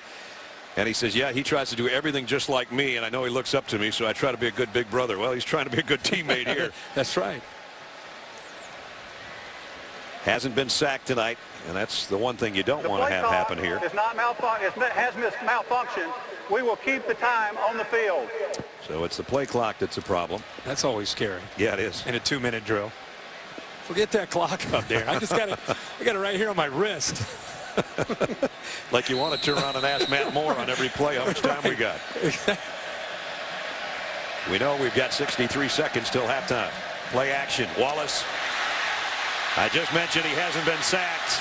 Now he has. Gavin Stansberry, one of our impact players earlier in the ball game. And now they're back in their own territory, and that's not good. And the clock winding down to 45 seconds. Surprised that they're willing to let this clock tick down after the sack. Very good job there with Mark Snyder's defense, confusing the offensive line and the pass protection and getting pressure that time on Wallace. But look at this clock. They're not going to get all of this, I doubt, down to the 31-yard line. They'd like to get a shot at a field goal, but they are wasting time. You're right. Finally, they snap it with around 20 seconds to go. Flaring it out to Walton. Walton bumped out of bounds at the 43. It's going to be 4th down and about 12. You know, you have 2 timeouts. You get out of bounds, you still have 2 timeouts. So they're trying to do the math on a field goal that would be a mile out for Andrew Ritter. I think you take a chance here, and instead of throwing one up, you try to get a 1st down. 4th and 13, you try to get a 1st down. You got the timeout. You have the timeouts, and then try to take a shot, take a field goal. It'd be a 60-yard field goal right now. Timeout. Ole Miss. And Andrew Ritter, timeout of the half. his career long right now is That will be a 30-second timeout. 52 yards.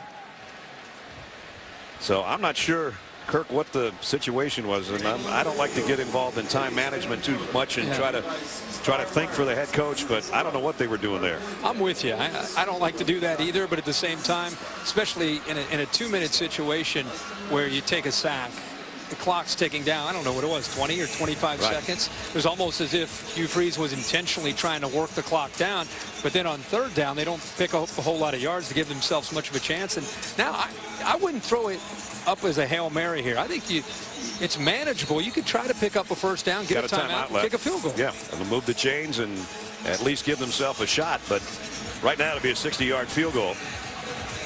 So that's the conversation going on the sideline.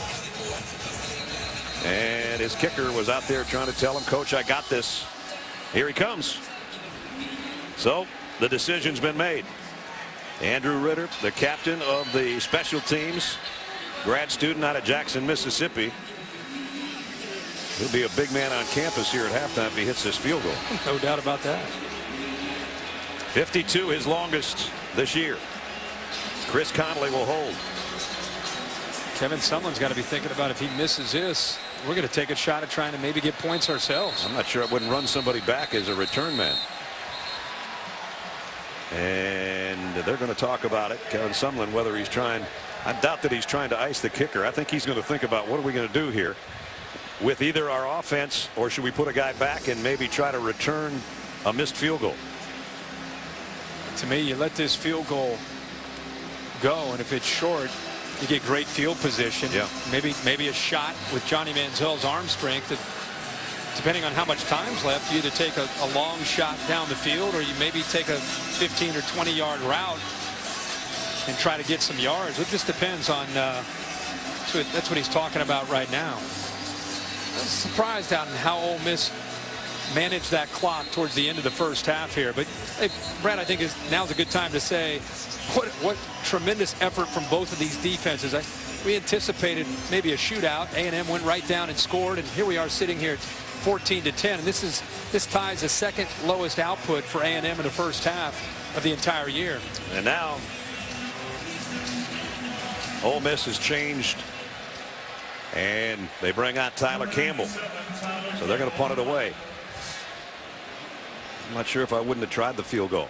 I know Holly was asking Hugh Freeze about his kicker's distance, and he said he hit a 57-yarder in practice this week.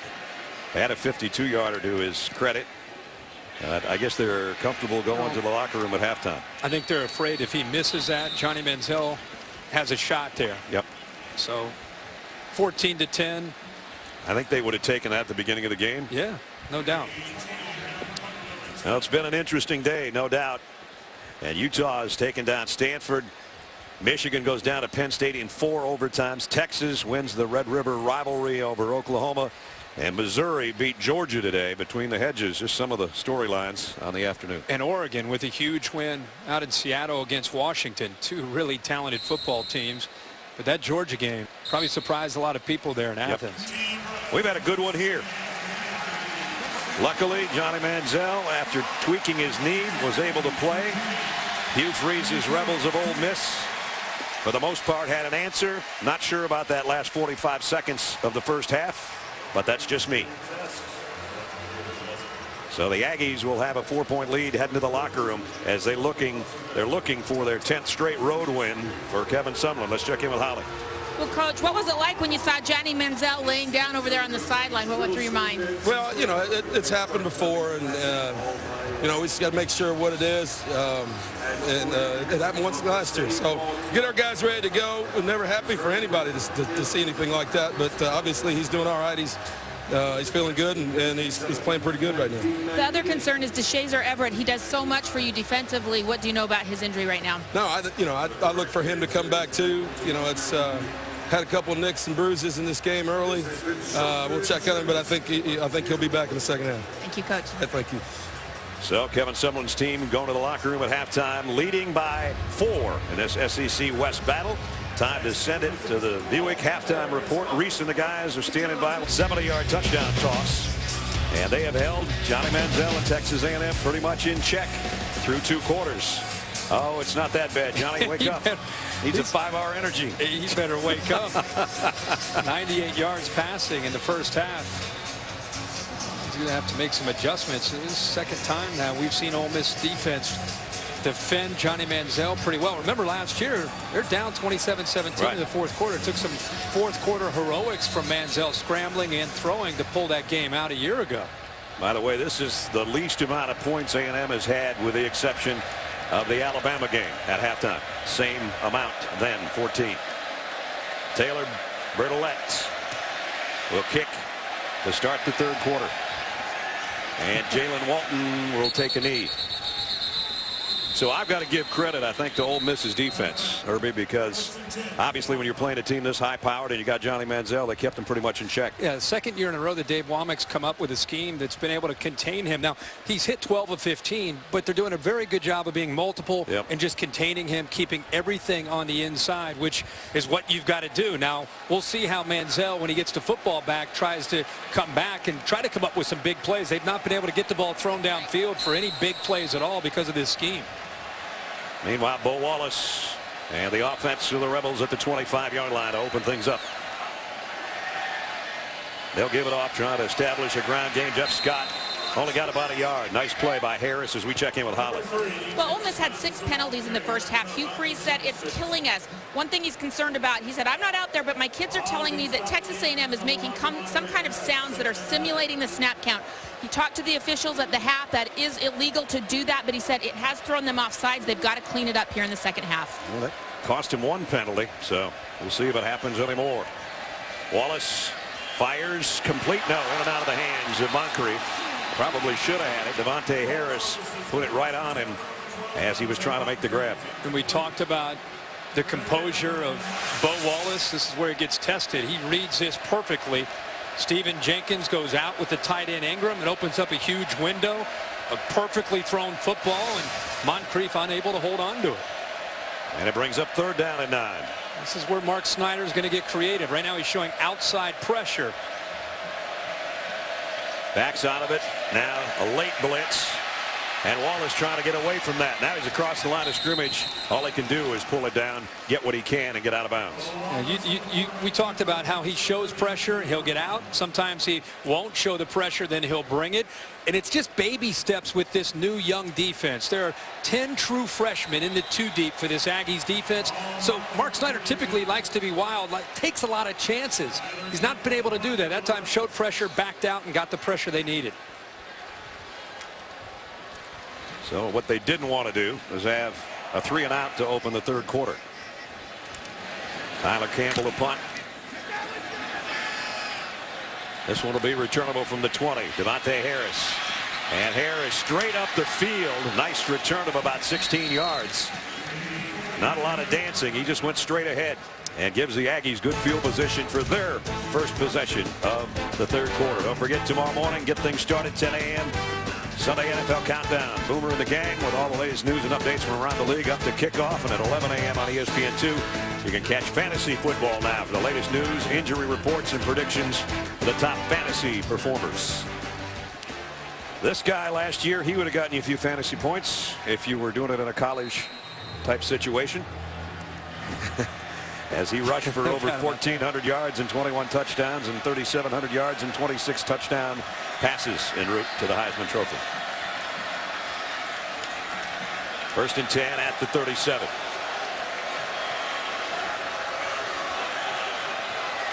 Ole Miss thinking about a blitz, and they back out of it. Manziel, quick throw, just snaps one off complete. Travis Habbert. And again, Johnny Manziel, you missed it in the 1st quarter. Looking to throw, rolling to his left, and then trying to throw down near the goal line and pulled up with his left knee in midair. They put a brace on it after he was out of play, and now he's back running the football, short of the 1st down, but not by much.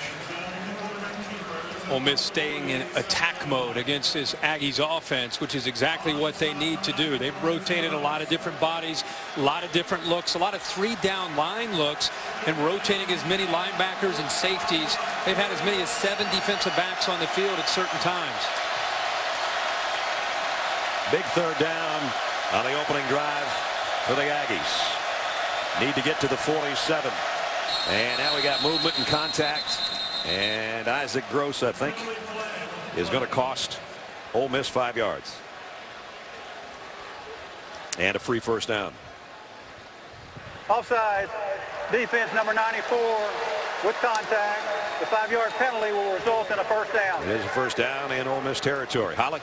Well, Robert Nkemdiche, the defensive tackle, limped out of the locker room. He's definitely out for the game, doesn't have his shoulder pads on. But Isaac Gross also has a shoulder injury. He's going to play and gut it out. You saw him get that penalty, but they are losing so many defensive tackles, defensive ends. They are very short right now for Ole Miss. No doubt about that. 1st down in Ole Miss territory. Manziel, quick throw to Evans. Hurdles for what might be a 1st down.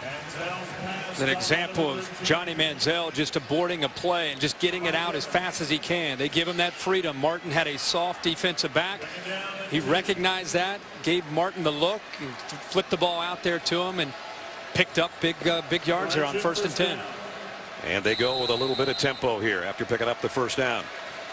Back to the ground game. Molina for a couple. That's about it. Serdarius Bryant made the stop.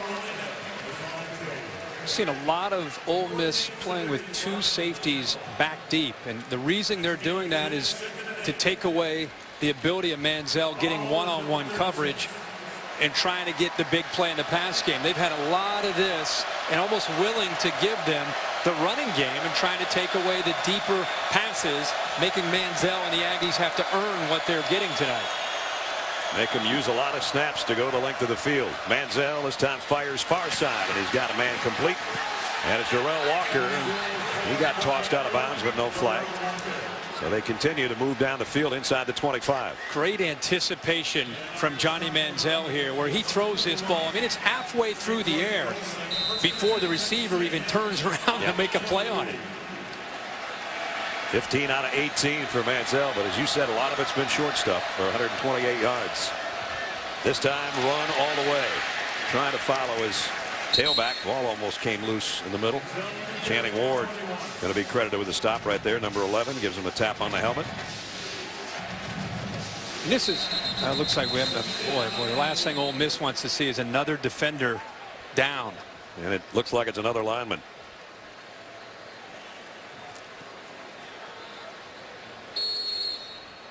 Holly just talked about how they have so many of their bigger bodies down. Robert Nkemdiche is already out. We talked about C.J. Johnson, Carlos Thompson. That's Wood Mineral Scholarship funds for each field goal and extra point kicked. To date, all states contributed more than $3 million in scholarship funds. Big Woodrow Hamilton walking around on the sideline. Hopefully he'll be able to return to the defensive front for Ole Miss, which has been depleted by injuries tonight and the last couple of weeks. Johnny Manziel, empty backfield on 2nd and 8. Zips it down the middle. He's got his man inside the 5, and it's Travis Labbert. 1st and goal, Aggies. It's the arm strength of Manziel and really motioning the back out. Brad, it gives him 5 wide receiver look. And what it does is it creates more one-on-one matchups on the outside. He does a good job of coming off of that, showing patience and coming back into the middle of the Ole Miss defense. Trey Carson with him in the backfield right now. 1st and goal. Here's some option. Manziel will keep it, and they'll bottle him up at the line of scrimmage. No gain. Mike Mary came around the backside to help out on the hit, and it'll be 2nd down and goal. Well-schooled Ole Miss defense there, anticipating that option look. They sent the blitz, got pressure. Manziel had nowhere to go, but again, that's just well-schooled and just being prepared on that look from Johnny Manziel. Now he's got 4 wide receivers out there. Trey Carson flanks him in the Aggie backfield, and now he'll flush out of there. So an empty set here. Manziel, couple of steps to his left, and here he goes, trying to score, and does. Touchdown, Aggies. Not fair. It's just not fair. You know why I call that the backyard football play? Because that's what it looks like, doesn't it? Yep, for sure.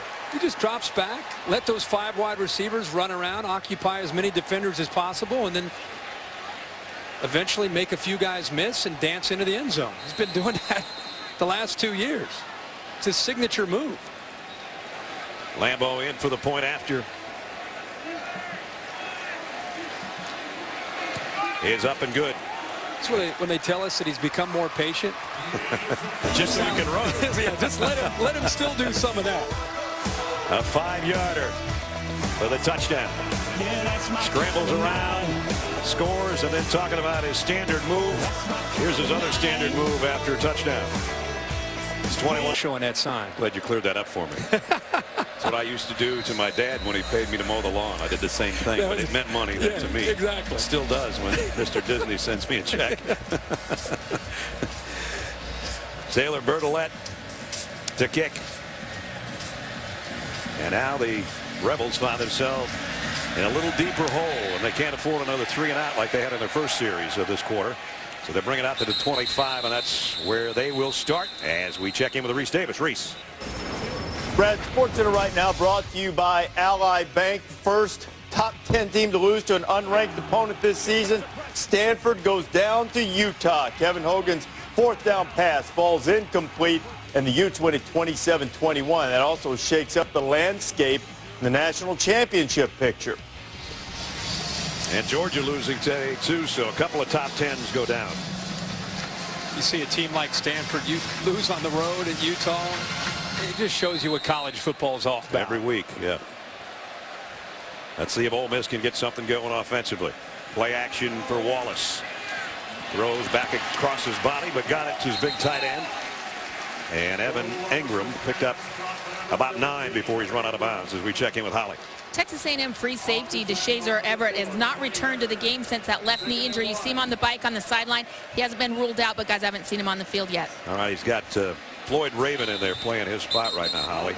It's a big loss. It's a significant loss. Floyd Raven does bring some experience. He's been banged up, and they've gotten him back tonight to be able to play. But you're talking about the leader and a guy who's able to line up the defense right for having so many young players. He gets people lined up and gets everybody on the same page in the back end. Everett's had at least 7 tackles in the last 3 games that he scored on a fumble return and an interception return for touchdowns in the last couple of weeks.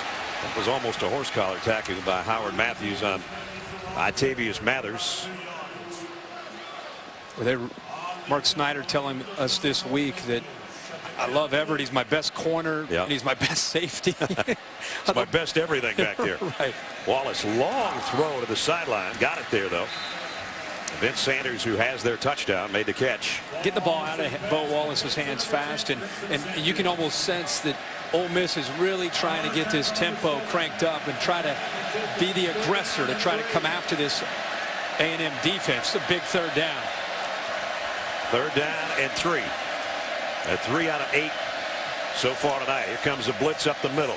Wallace will take off on his own, and he got it. I think he did.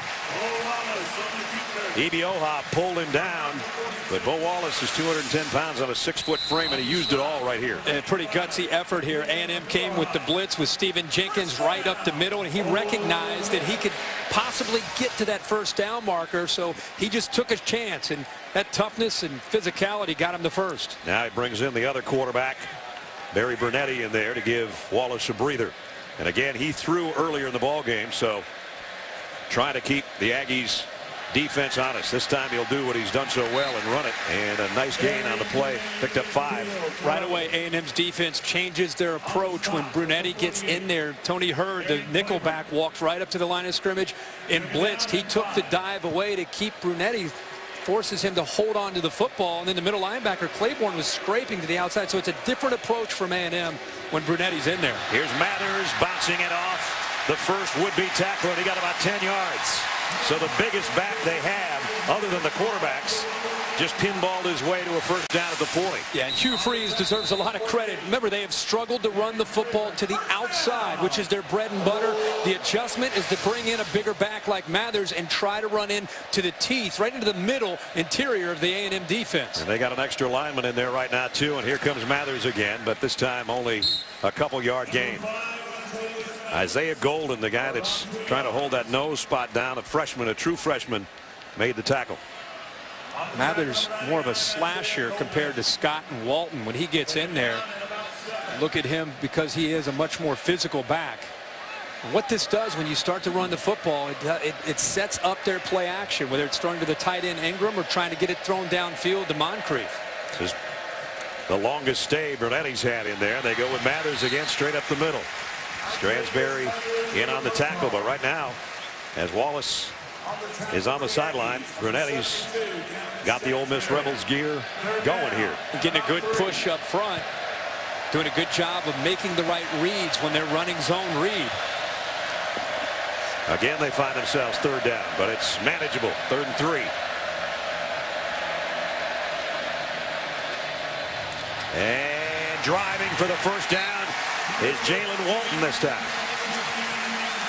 Obioha made the tackle, but he needed 3 and he got 4. Remember, they talked about trying to stay in 3rd and short. It's the 4th time they've been at 3rd and 3 or less, and they've gotten all 4 of those 3rd downs. So Barry Brunetti stays in there, senior out of Memphis, and he will throw out to Moncrief. And Moncrief tiptoes out of bounds. I think about the 26 is where they'll put it down. You talked about how they have an extra lineman in there, Emmanuel McCray. They're using as a tight end. This time he'll be lined up to the bottom. Gives them an extra push there when they do decide to run the football. 320-pounder. High snap, Brunetti. Quarterback draw. And Brunetti, nice run. Down to the 20-yard line, maybe inside the 20. And this time he followed his H-back, Nicholas Parker, Followed him right through the hole. And again, Brunetti, all he needs is a little bit of a crease, and he's got enough quickness to be able to pick up those yards. Just a nice attack here from Hugh Freeze, and a very different look from what we've seen from them most of the night. And they're keeping it out of the hands of Johnny Manziel right now. That's right. That's the best defense you can play. Inside the 30's been their killer. 1 touchdown, 4 field goals. They got inside Alabama several times and came away goose eggs. About a foot shy of the first down. And Hugh Freeze knew that for them to have a chance to pull off an upset, when they got their opportunities, they had to capitalize. They've been inside the 30 tonight 1 time and had a field goal. They get down in here, you're down 11, deep into this second half. They need to come up with touchdowns down here. They have 15 of 19 in the red zone this year with 12 touchdowns. Would they love one here? 9 rushes so far. Here comes another one. Jalen Walton, first down. Keeping these backs fresh. They continue to rotate, keeping Walton and Mathers in and out. This time Walton comes out, Mathers back in. They've worked it to the 16-yard line of Texas A&M. Trying to make this a 4-point game if they can get a touchdown. Play action. Brunetti's going to throw. Got his man. Touchdown. Laquan Treadwell.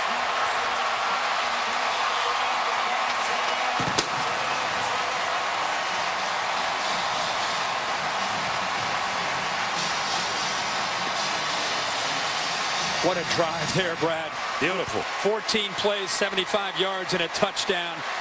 And Brunetti that time showing that, yes, he can throw. He came off of that play-action look, and it was the recognition to see Treadwell early that gave him a chance of completing it and getting the touchdown. Andrew Ritter for the point after. And they do make it a 4-point game. 5 minutes, 2 seconds remaining, third quarter. How about Barry Brunetti leading the drive, and for the first time this year, he throws a touchdown pass. Couldn't have come at a better time. We got action here.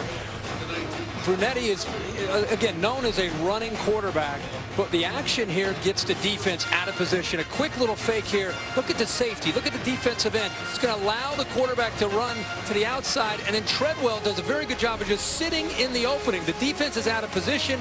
Brunetti recognizes it early, and because he's able to recognize that, he got the ball out of his hands for that touchdown. And if you're going to have a 14-play drive that goes 75 yards and you don't have a lot of big plays, you're going to have a lot of first downs. They had 6 first downs on the drive. Like 10 runs. When you run the football, that's what this offense is built upon. Running the football to set up their play-action pass game. Ritter to kick. Crowd is into it right now. Claude Hemingway. And the kicker's into it too. He blasts this one out of the back of the end zone. As they bring it out to the 25, we take it out to Reese Davis. Brad, Dr. Pepper 10 conference update. Despite the fact that Stanford went down, there still are 2 undefeated teams in the Pac-12, Oregon and UCLA. Bruins taking on Cal, Brett Hundley to Devin Fuller, and Jim Mora's team up 10-0 already in the first. It's on ESPN2. That's the one we'll be watching when this one's over. 5:02 remaining, third quarter here. Texas A&M with a 21-17 lead. Ole Miss was late running their defense out there. That's maybe because they're trying to find out what bodies they have left to put out there. Manziel, empty backfield. 5 receivers. Manziel to throw on first down, maybe. Directs traffic, fires on the sideline, caught on a crossing route. I don't even know if he was going to Travis Labbert. I thought he was going to throw it down the sideline, but Labbert came all the way across the field and made the catch. Well, Ole Miss rushed 3. They used a spy. And how about Labbert all of a sudden developing right before our eyes and becoming a go-to guy for Johnny Manziel tonight? Kind of a slot guy, senior out of Dallas. And he's had some big catches tonight, including that one for a first down at the 46. Here's another one. But only good for a couple of yards as we check in with Holland. Labhart's not only doing it on the football field, but he was a men's practice player that helped the Texas A&M women's basketball team get really good. The year he was on the practice team, they won the national championship. So he's doing it all for the Aggies, basketball and football. So he can hoop too. He can do it all. Pretty good stuff there. That's Holly for you. Holly comes digging in. Second down rather than 7. Trey Williams in the backfield with Manziel from the 49. Again, he goes that way. Same guy right at the first down marker and run out of bounds through the stick actually by Collins on the far side. That's his 7th catch tonight, and you can see a comfort level from Manziel with Labart because of the way he's throwing the ball before he's out of his break. And we came in anticipating and talking to Ole Miss. How do you stop Mike Evans? How do you stop Mike Evans? And tonight it's a different target. Trey Williams brought down by Tony Connor. We've got a flag down. It's a hold by A&M.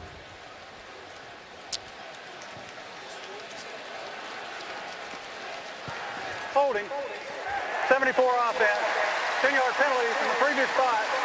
Remains first down. Jermaine Ifedi, redshirt freshman out of Houston, will take it back into the Aggies' end of the field. He locked up with D.T. Shackelford, a linebacker who they were playing down some because of the lack of bodies up front. Just pulled him down.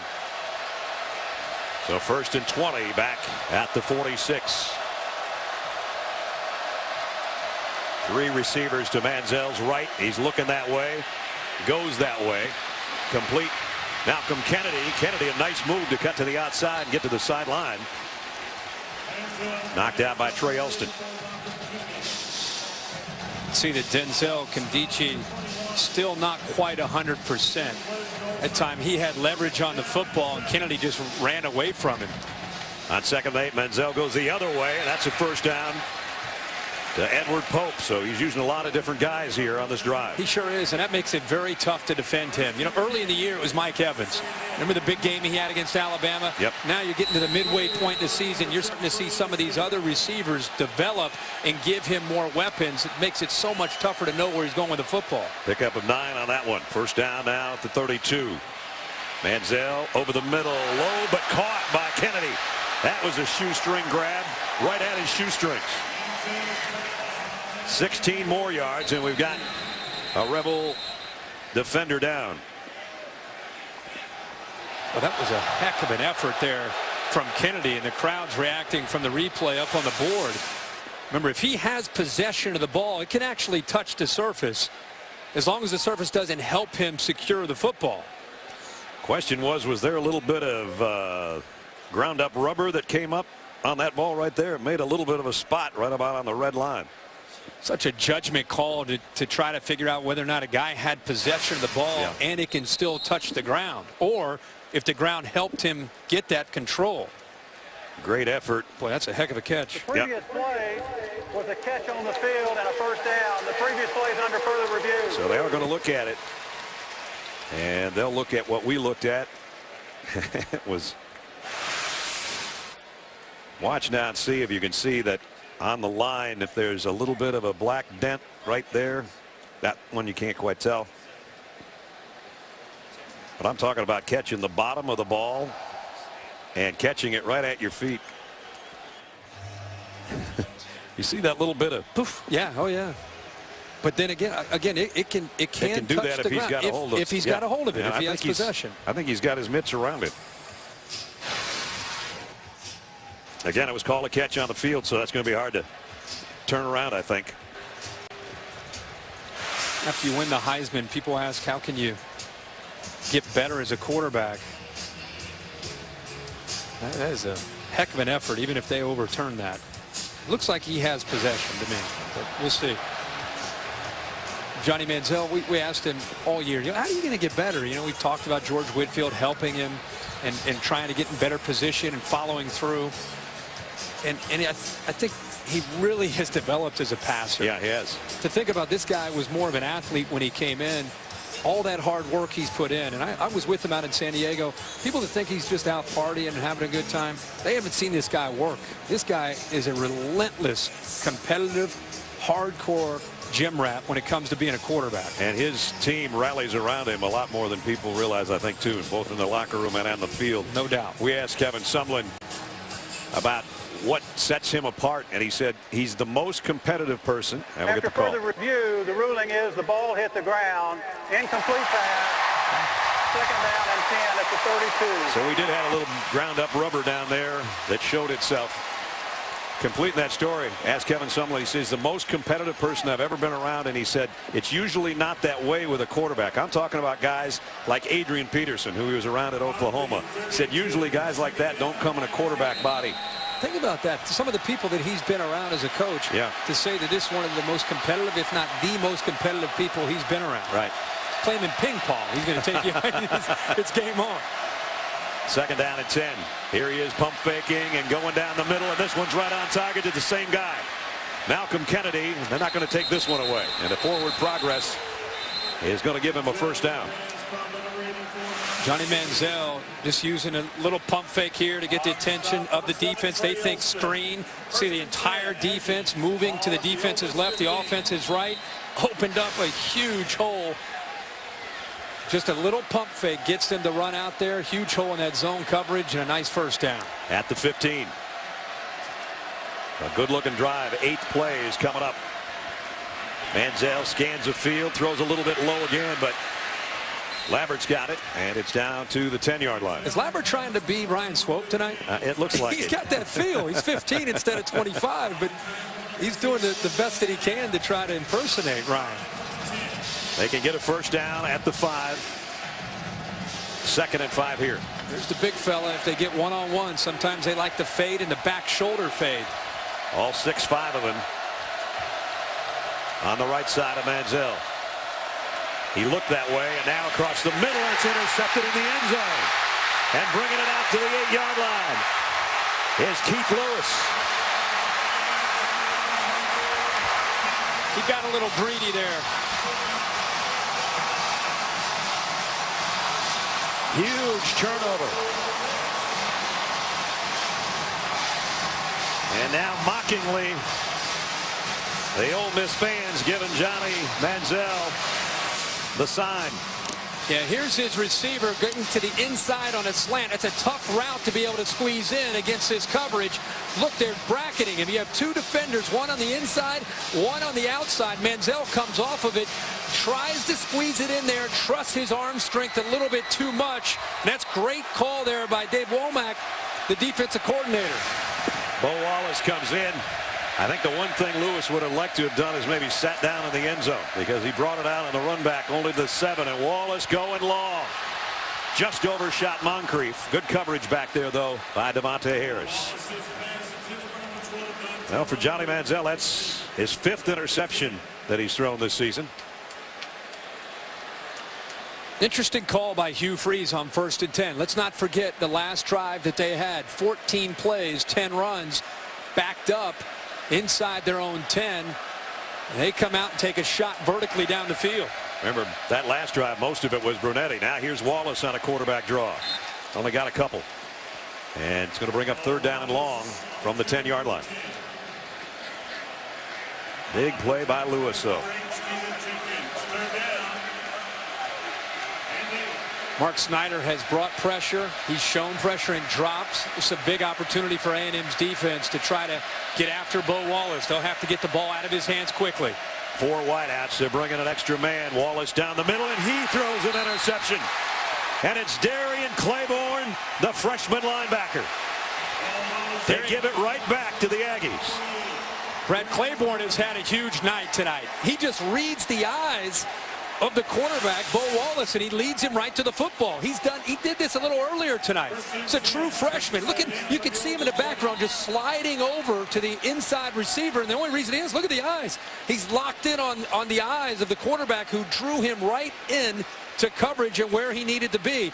Big opportunity, we just said, for A&M's defense to create pressure and confusion. It's exactly what they were able to do there on 3rd down. So the freshman out of Port Allen, Louisiana, who's the only Aggie to have led his team in tackles more than once this year, has his first interception as a collegiate player, and it's a huge one at the 20-yard line.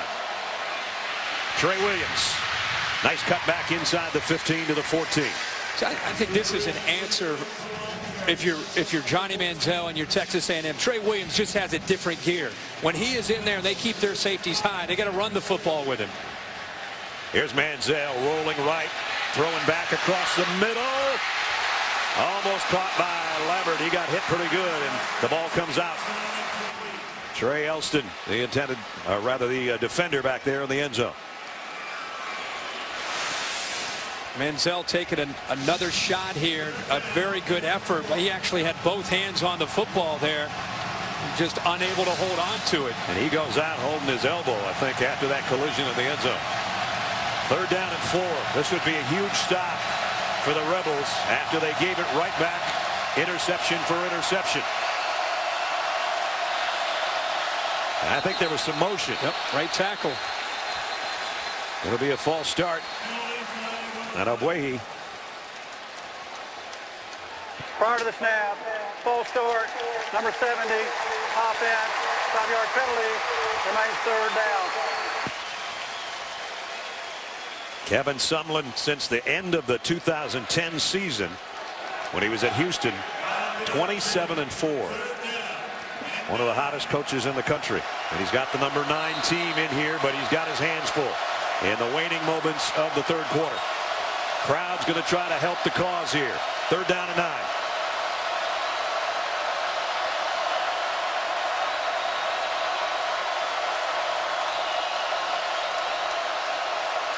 Johnny Manziel pressured. He's going to run, and he's going to get dragged down by Sir Darius Bryant. You know, they've been using Mike Hilton in that role as a spy, and this time they go with Bryant. And he's been abused at times. He's right in the middle. He's just reading Manziel. Manziel gets away. He's been able to get to that corner earlier in this game, and this time Bryant takes a much better angle and makes a play in space against Manziel. And that ends the 3rd quarter. The 4th quarter on the SEC on ESPN is going to be a field goal attempt upcoming. And then 15 more exciting minutes. Hang around.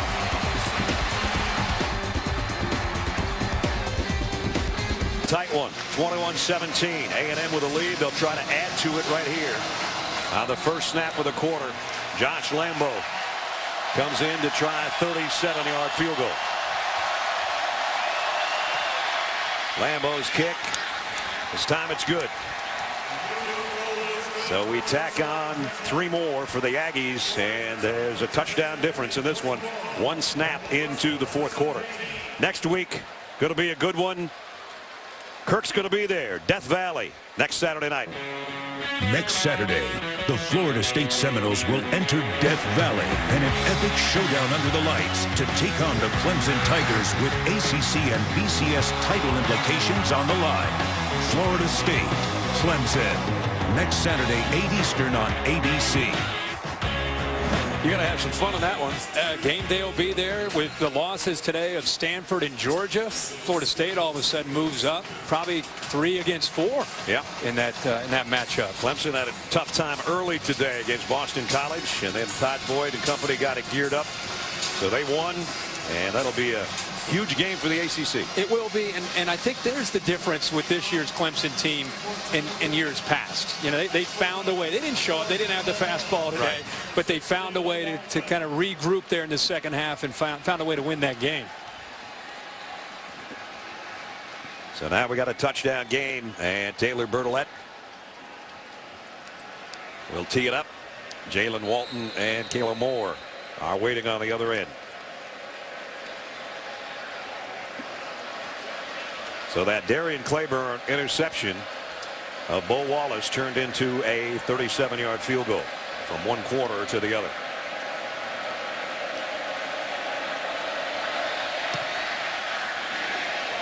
This one's returnable.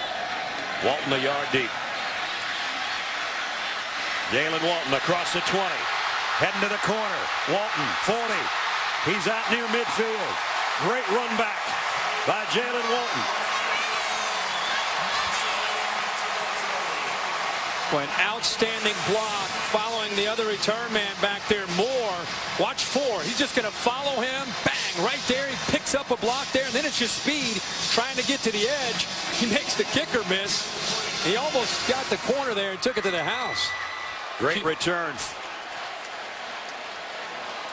49 yards, and that's where it sets up shop for Barry Brunetti, who's back out there at quarterback. Again, they go with the extra lineman. This worked on their touchdown drive that Brunetti capped off with a 16-yard touchdown pass. Let's see if they try to grind it here a little bit. He'll keep it.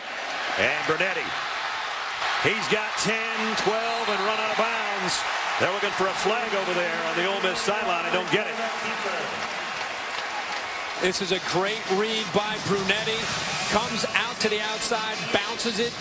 Once he gets out there, the defense is actually occupied. Look at the great blocks downfield that time. Treadwell, the young true freshman, picks up a nice block to get him to the third level of that defense. Herbie Brunetti got hurt on that end of that run, being tossed out of bounds, so Wallace comes back in at quarterback. And they're shifting up their line again. They are going to stay with an extra lineman, I think. Yeah, McCray is still out there off to the right as a tight end. And now Wallace trying to do the same thing Brunetti did. Only got about 2, and he's run out of bounds over there where they're working on Brunetti. This formation, because of the size of McCray as a tight end at 320 pounds, gives this A&M defense, let's face it, they've struggled for much of the year defending the run. And not the last drive where Wallace threw the interception, but the previous drive where they went 14 plays, 10 runs, and a lot of it was just not just good job by Brunetti. He was controlling the line of scrimmage up front. You see Brunetti trying to warm up that right shoulder. That's what he landed on over there. Now Wallace play fake and down the seam and almost got his tight end. Had that out a little bit too far in front of him. That was a tight window, and it was a really good job by the freshman Claiborne again. He bit up on the play action for a second, but then he got back and he got in the way, and it forced Wallace to have to put a little bit more air on it than he wanted to. Seems like a little bit of confusion right now for Ole Miss. I don't think they have bodies out there. Well, finally they hustle out Burton, the right tackle. They were a man shy, and it's an important 3rd down and 8. They still have time though. Play clock at 8. 3 wideouts to the left of Bo Wallace, but he wants to come back the other way. Now he does go left, and he overthrew everybody and was almost picked off. And Jacobs just let that ball slip through his fingers. It's the 2nd 3rd down and long that Bo Wallace just didn't look comfortable back there. He had time to make that throw. Ball just sailed on it. Now do you try a 53-yard field goal, or do you go for it on 4th down? I think you go for it. That's what it looks like Coach Freeze is going to do. Well, maybe not. Nope. Here comes the field goal unit. There was some hesitation. Wallace looked like he wanted to go for it, but they decided to try a long field goal. This will be a 53-yard attempt. 52 is his longest this year. And I think there's a whistle before the kick. He missed the field goal, and flags are down. If this is offsides, this is going to give him another crack at it. Timeout. Ole Miss. That is their first timeout of the 2nd half. So they got the timeout before. Might have been out of field goal range. They're going to take a crack at it here at the 36-yard line of the Aggies. It's always a pooch punt, too, from the quarterback. It's a one-possession game right now. Every possession matters.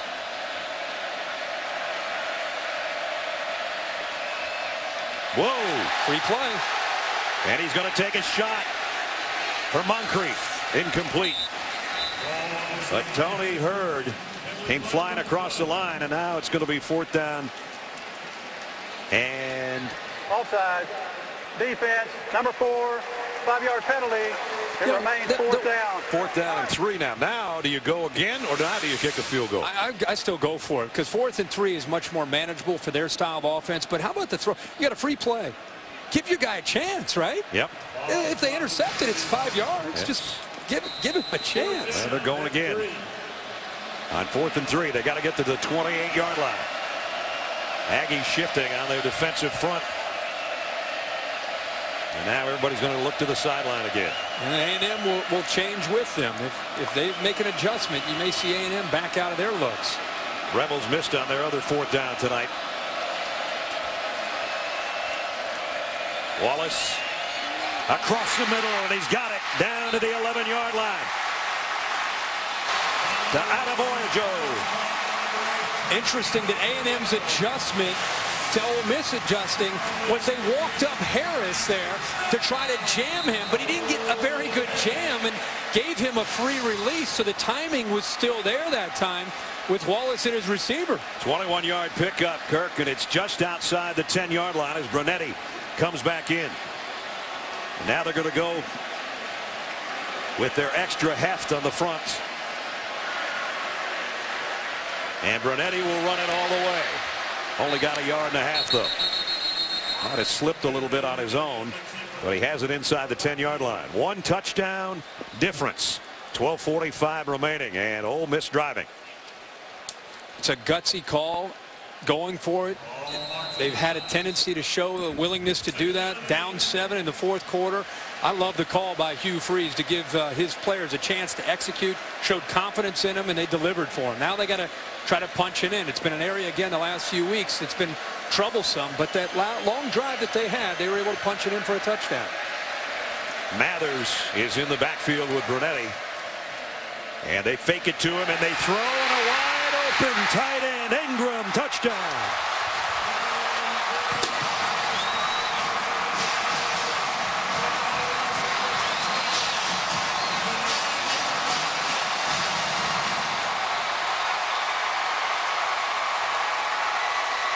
How about that?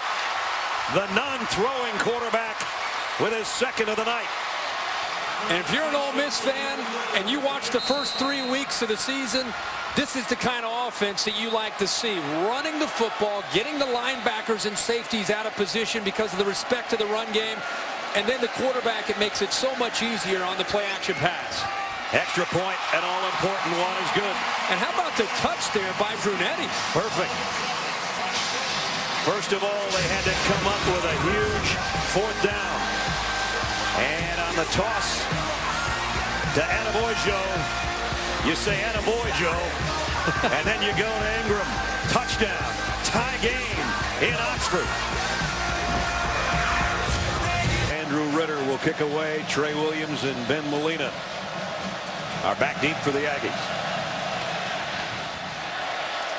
Backpedaling, and this one won't be returned as we take a look at tonight's Good Hands play brought to you by Allstate. Good hands by the quarterback and the tight end, Kirk. Yeah, and to be able to run play action effectively, you have to affect the linebackers because their eyes get affected. Here's Ingram, who's going to slide out, but watch the action from Brunetti, faking it right there. It locks the linebackers in, and then the nice touch over the top of the linebackers. Darian Claiborne, the freshman, out of position along with Steven Jenkins. And a nice little touch there by Brunetti to get the ball into Ingram for that touchdown. Now it's time for the Heisman Trophy winner to take over. Johnny Manziel and the Aggies from their own 25-yard line. And he's all alone in the Aggie backfield.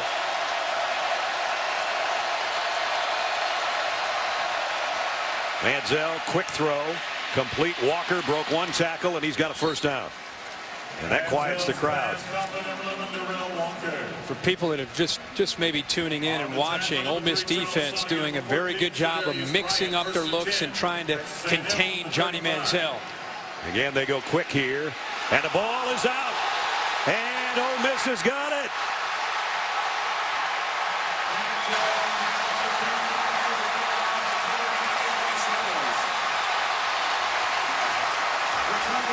Well, that's a great job there by Channing Ward. It looked like the defensive end, number 11, gets his hand on that football right there and just kind of rips at it. And the ball goes clearly up in the air before his knee touches. And look at all those blue jerseys. They've been pursuing the football all night tonight, hoping that they'd get a ball on the ground. And that time, boy, they capitalized on it, and they give Bo Wallace outstanding field position here. Manziel was carrying it a little bit away from his body, and it cost him dearly. Bo Wallace keeps this one after faking it to Mathers, and he gets very little, if any, gain. He predetermined what to do with the football there instead of making the read. They've had some success with both Wallace and Brunetti on the zone read, and this time I think he was anticipating the read, and he pulled it the wrong time. Don't you wonder why Brunetti, after that last touchdown drive, is not their quarterback? He's maybe wondering the same thing. The offense has a different flow to it when they go with that bigger look when they bring in McCray as a tight end. Second down and 9 for Wallace. He has to throw to Mathers to get rid of it. Mathers cutting back to the middle of the field. Now he's got blocking. Mathers first down and more. Mathers all the way to the 9-yard line. Now he stepped out of bounds, I think, back at the 19. Boy, what an effort here by Mathers not to just give up on the play and just, he takes this ball, and you think he might go off to the right. Instead, he goes right back against the grain of the defense. Look at the effort and the block there by Jalen Walton to try to give him more room to work. He did step out with his right foot. Great job by the official on the sideline as they'll bring it back to the 19-yard line. But they're in the red zone. 11 minutes to go. Tie game. And they go back to Brunetti, and they bring in the big tackle, McCray, as a tight end off to the left here. Mathers, one of our impact players, and he's showing up tonight. But now a timeout. Some confusion with the switch of quarterbacks, the switch of linemen. They don't want to waste a golden opportunity. They're down to one timeout, but they're threatening against the Aggies.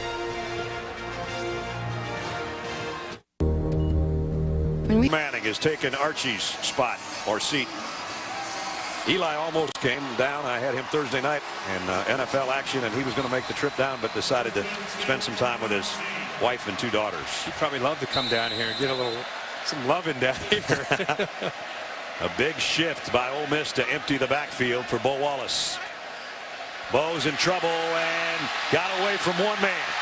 Now throws on the run to the end zone. Touchdown. Laquan Treadwell.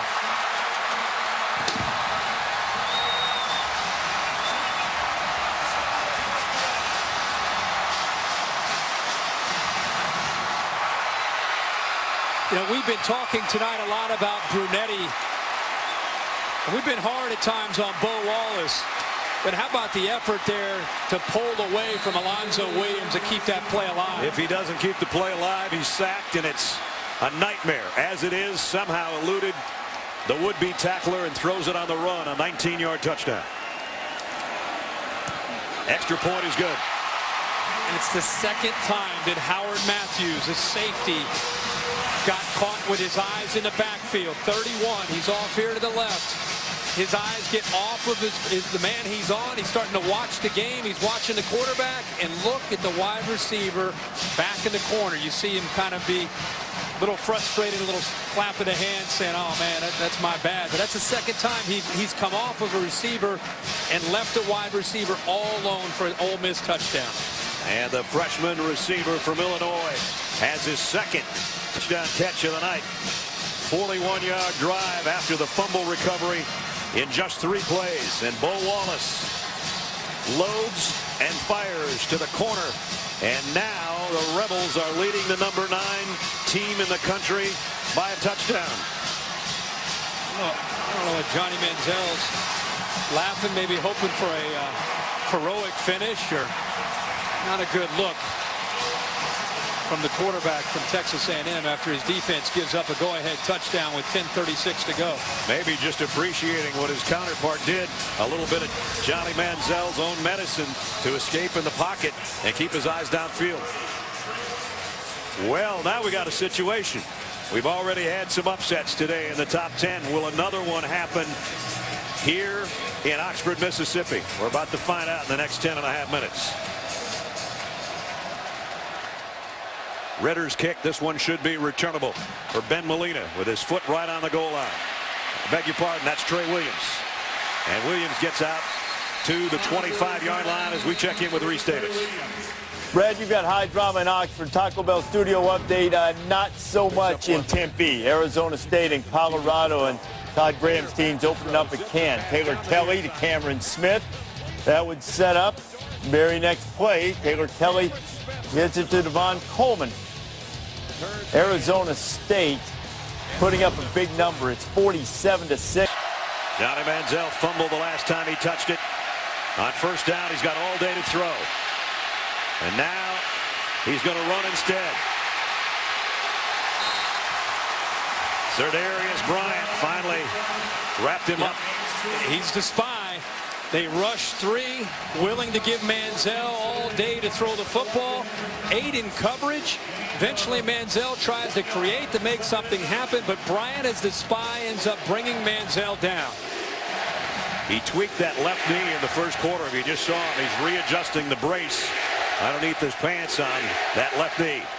On 2nd down and 9. A deafening cry of defense here at Vaughn Hemingway Stadium. Manziel in trouble again.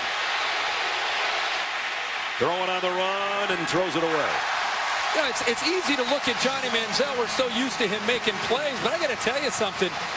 These wide receivers are just kind of looking around and looking back. They're covered, and they should be used to Manziel creating and improvising and trying to help him, bail him out. Mike Evans, halfway through the route, he just kind of looked back and was watching him. He's only got 2 catches for 17 yards.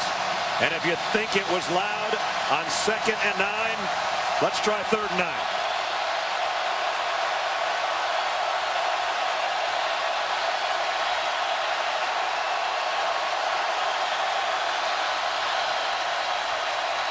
Manziel, quick throw, complete, 1st down. And Walker spins and gets all the way down into Ole Miss territory.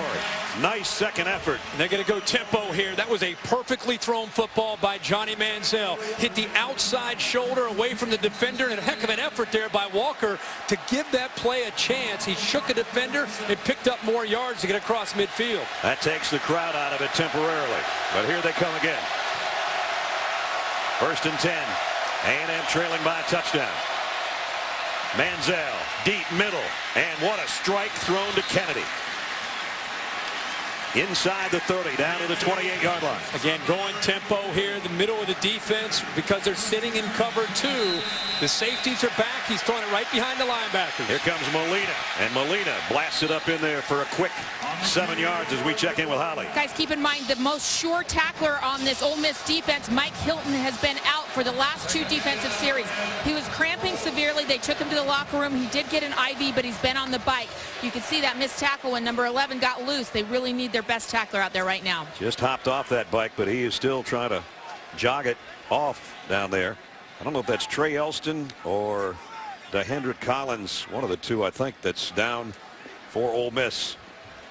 One of the things, Brad, that we see, remember this week even with Stanford and Washington, a game that you did, where Steve Sarkisian after the game said, you know, with our tempo in the second half, we feel that Stanford was maybe faking injuries to slow the game down. A couple of starting linebackers came out, but for only 1 play. David Shaw said, we don't. 2014, the SEC Network. Get more info at www.getsecnetwork.com. Brad Nessler, Kirk Herbstreit, Holly Roan, our ESPN crew, Vaughn Hemingway Stadium, Oxford, Mississippi, where the number 9 team in the country trails by a touchdown. But Johnny Manziel trying to lead him back to a tie game. Wanted to throw and finally does late. Got it to Kennedy. That should be a 1st down. And Manziel got blown up after he threw the ball. That's where the official threw a flag. I don't know if it's going to be roughing. And as soon as Manziel threw the football, he got hit high. Right in the chin strap. Looked like Lewis, who came up with an interception earlier in the game. Here's the call from our referee, Matt Moore. Personal foul, targeting. Number 24 of the defense. The ball goes half the distance from the end of the run. Number 24 has been disqualified. Okay, so they'll review that. The previous play is under further review. We already had Trey Elston, the other defensive back, earlier in the ball game with a penalty that stood, but he continued playing after they reviewed it. Now we'll take a look at this one. Well, it looks like he hits him in the chest there initially. Again, for people that get confused with the rule, it's not the crown of the helmet. Doesn't have to be helmet to helmet. When you're a defenseless player and it's targeting any part of your body as a defender to the headgear in any form at all. Could be a forearm, could be a shoulder, could be anything. The initial blow, to me, looks like it's in the chest, and then he went up to the head. I think he'll be brought back on the field. The other thing, unless they think that he was launching his body, it's kind of hard to tell. The penalty should hold up here. Well, the penalty will hold up, but he should be brought back out on the field. Almost looked like he tried to bring his arms back and slow himself down. But again, he went from low to high, and that could come into play too. Pretty good throw by Mansell, considering that Lewis was closing in on Yeah, you him, think? you know? He knew what was coming. Yeah, he just kind of brushes it off over there. He's fine, just waiting for the ruling from the replay official. We've kind of forgotten about that left knee, you know, that tweak that he had early in the game.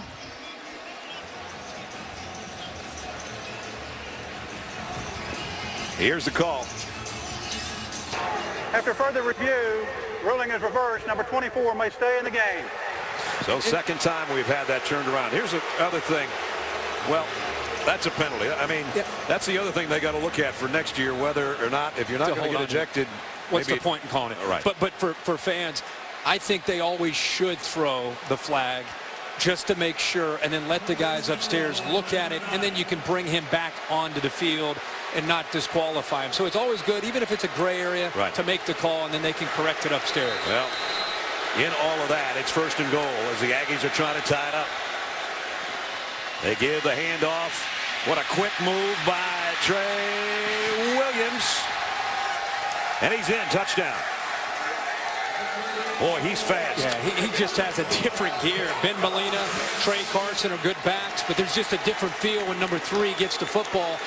How about Tony Connor there trying to make a play there? There aren't too many defenders in America that are one-on-one with Trey Williams that can make that play, and he gets to the corner for the touchdown. Pretty good answer there by the Aggies after getting down by 7.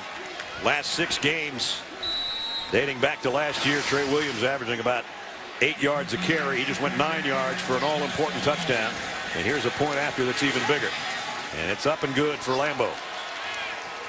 Didn't take the Aggies long to go 75 yards for Kevin Sumlin. Tie game. This situation to set him up to go on a short field. And there he is.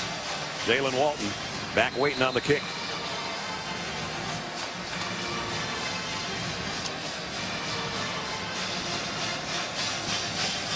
Ole Miss finally home after 5 weeks on the road and a lot of late nights. They'll have a late night party here at Oxford if they can upset number 9 Texas A&M from the 8-yard line. And nice coverage that time as Moore only got to about the 22-yard line. Well, Andrew Luck and the Colts looking to stay on a winning track. They head out west, take on Phillip Rivers and the Chargers.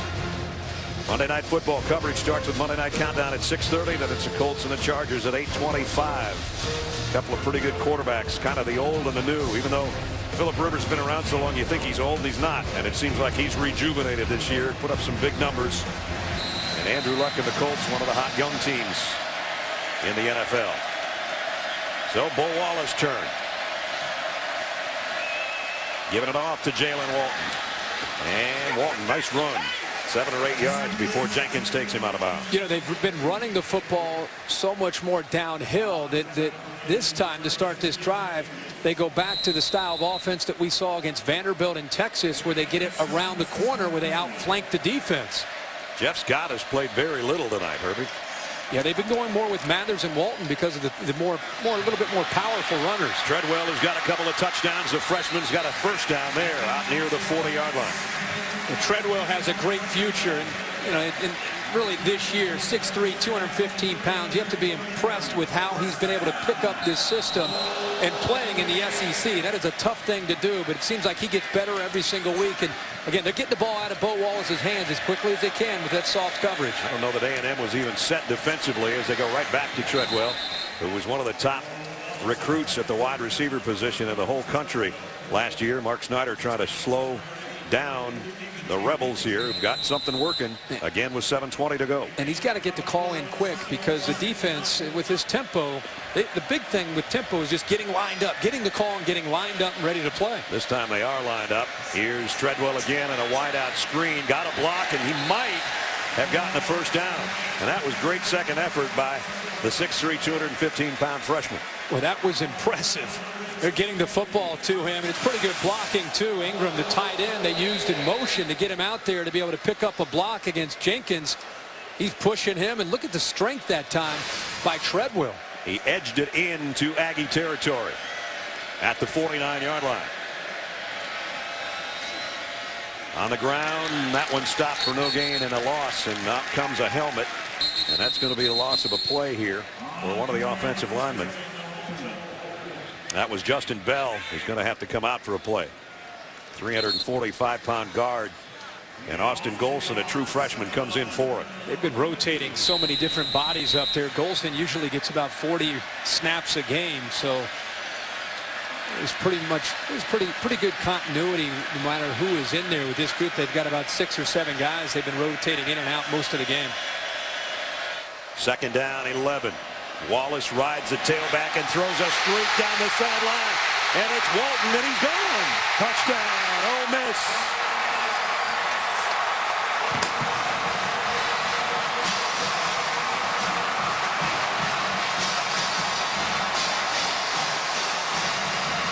A beautiful wheel route by Walton out of the backfield.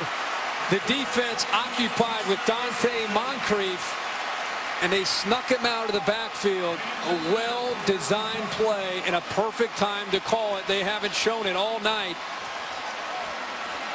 And they caught Howard Matthews, who's had a rough night tonight in coverage one-on-one with the back, and he couldn't stay with him.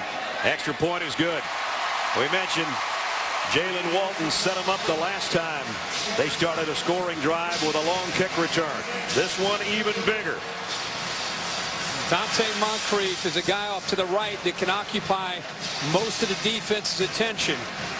Watch him take the corner Harris with him, and when he takes him to the inside, it opens this up to the outside, and you're asking a linebacker whose eyes are in the backfield or a safety to try to run with a running back who's going full speed. Everybody's out of position. Eyes are in the backfield looking at the quarterback. And you got a tailback sneaking out on a wheel route going right down the sideline. Another good throw this time by Bo Wallace. And that A&M defense is out of position. When the Ole Miss has been able to run the football, it's occupied the eyes of the A&M defense, and it's opened up some big play opportunities off the play-action pass. How about this, Kirk? Mississippi with 5 touchdown passes, 4 in the second half, 2 by each guy. Not bad. Sharing the wealth back there. We're ready to hand it off to Barry Brunetti, and Wallace is saying, wait a second, I'm the starter. Yeah, it's a 4-quarter game now, fellas. So Wallace with a 50-yard strike. Up by 7, the Rebels again with 6 minutes and change remaining. Well, we said about 3 hours ago maybe we'd have a shootout. We got a shootout. Yeah, second half has lived up to it. Ole Miss scoring, what, 21 points here in the 4th quarter alone? Ritter's kick.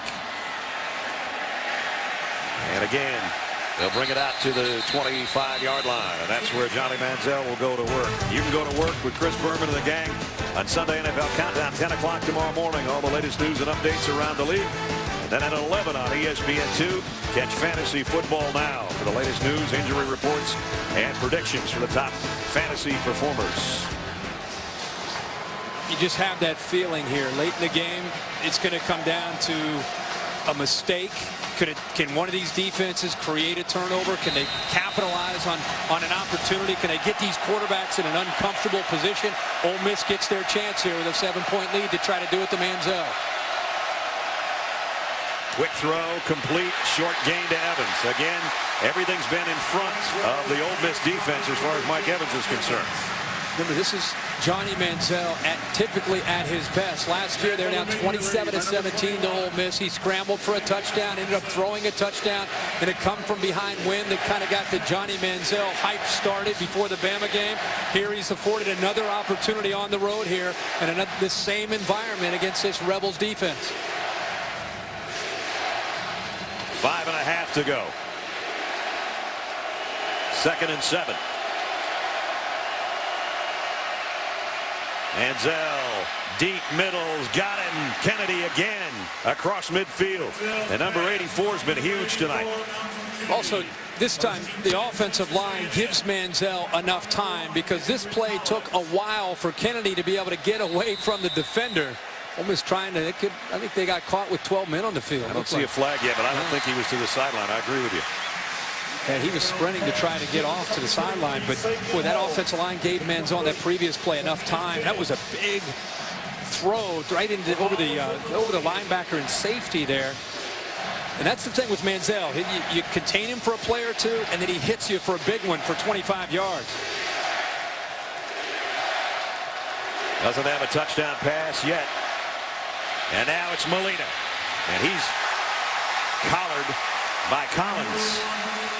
Short of the first down. Third down coming up at the 5-minute mark. Rushing 3 and using the spy with Bryant. A&M has had to run the football just because of numbers to their advantage. Bryant is going to spy him here again here on this third down. 3 wideouts to Johnny Manziel's left.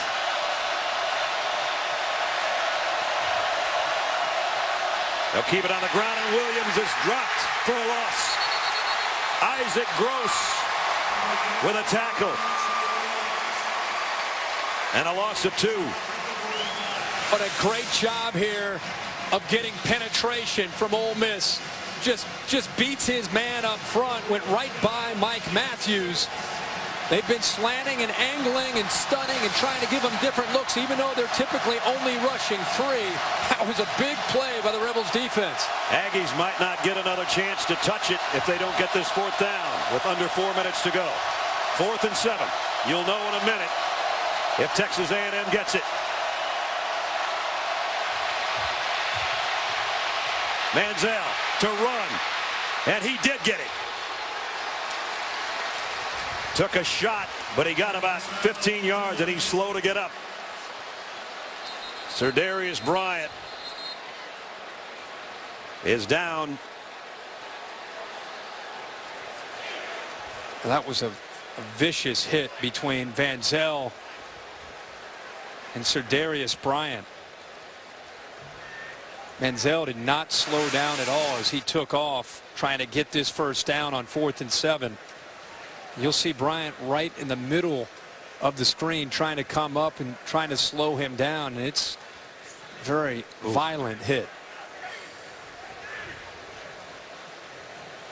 Again, Manziel on 4th down and needing a play. Again, finds a way to make it. And on the end of it, a collision with Serdarius Bryant, the junior out of Sanford, Florida, who's a huge part of this Ole Miss defense, one of their best players, if not the best player through 6 weeks.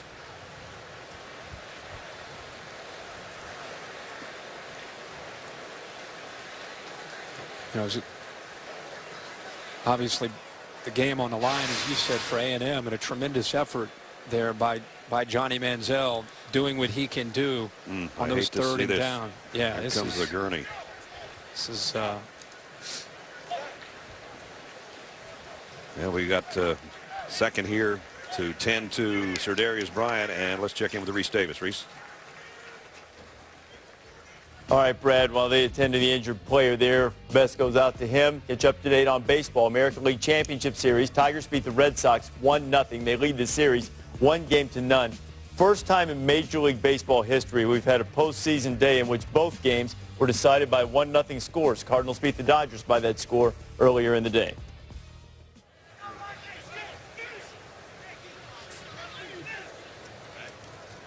If you don't think there's not a lot of prayers being said over there and a lot of respect for these two teams, a lot of guys on a knee, including Johnny Manziel, who had that collision with Serdarius Bryant, and they've brought the stretcher out. And we can't quite see whether or not they're just trying to stabilize him down there.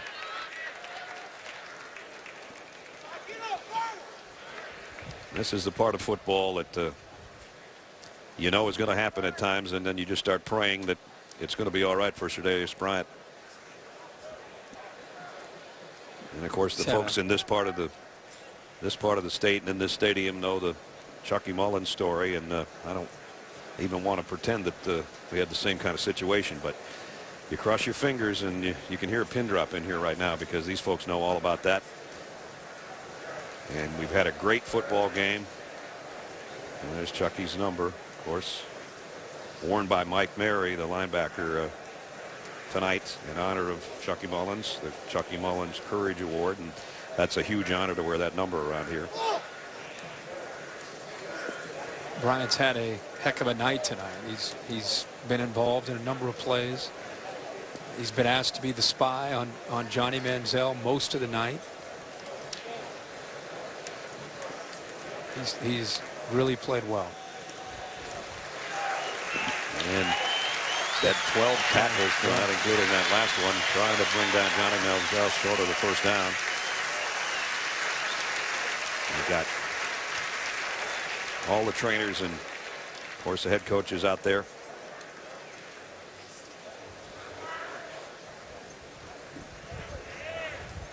.59 junior out of Sanford, Florida, who's had probably the best defensive night of anybody on either team tonight.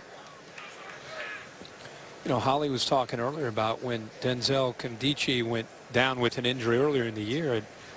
It opened up an opportunity for Bryant to step in, and he took advantage of it. Yep. Even when Denzel came back, he was still out there because he was playing so well earlier in the year.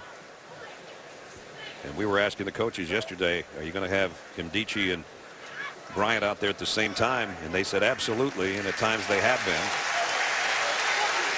And that's just step one right now, is they're going to get Serdarius to the locker room first, and then I'm sure to medical facility second. And Johnny Manziel, the Heisman Trophy winner. Everybody's in this together. You both want to win, but you're playing the same game, and everybody knows how rough it can be and that injuries can occur. Players are trying to get over to him. You see the staff just trying to keep him away for now. And I'm sure we're not going to know anything tonight, but to Serdarius and his family and his teammates, we will say our prayers and hope it's not as serious as it looks right now. Meanwhile, we have to go back to the football game. Let's check in with Holly quickly. Well, guys, yeah, you hear from the crowd a thumbs up. He's conscious. He has been talking to the people who responded. But what concerns me is that immediately when the athletic trainers ran out there and saw him, they immediately put up a crossed arm signal, which signaled they immediately wanted the stretcher to come out. So they knew right away it was something that they were concerned about. Okay, thanks, Holly. Now it's rally time for his defensive teammates. Manziel on first down.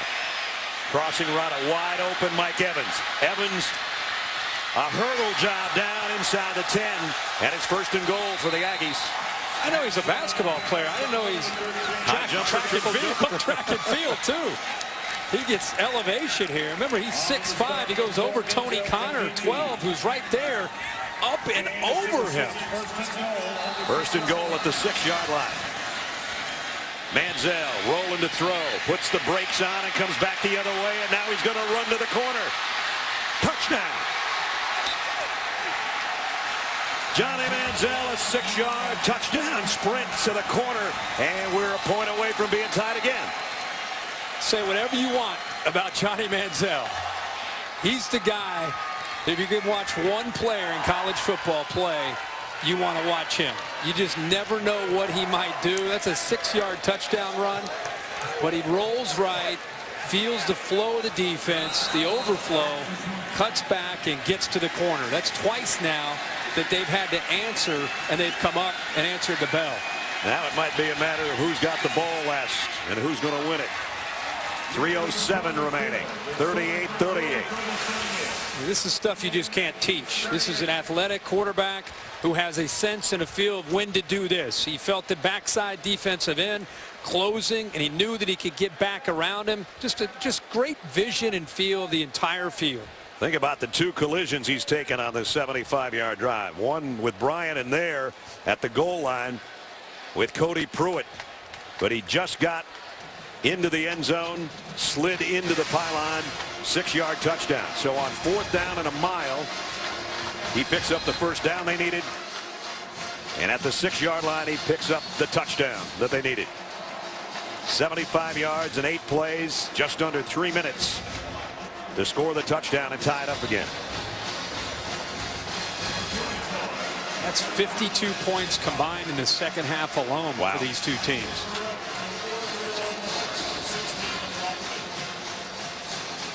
Bertolet to kick. Moore and Walton are back deep. And when Walton's touched it, good things have happened. He had a long kickoff return. He's on the far side at about the 10-yard line. He had a long kickoff return. He had a 50-yard touchdown reception the last time the Rebels offense had it. And with 3 minutes and 7 seconds remaining, A&M's got all its timeouts. Ole Miss has only one.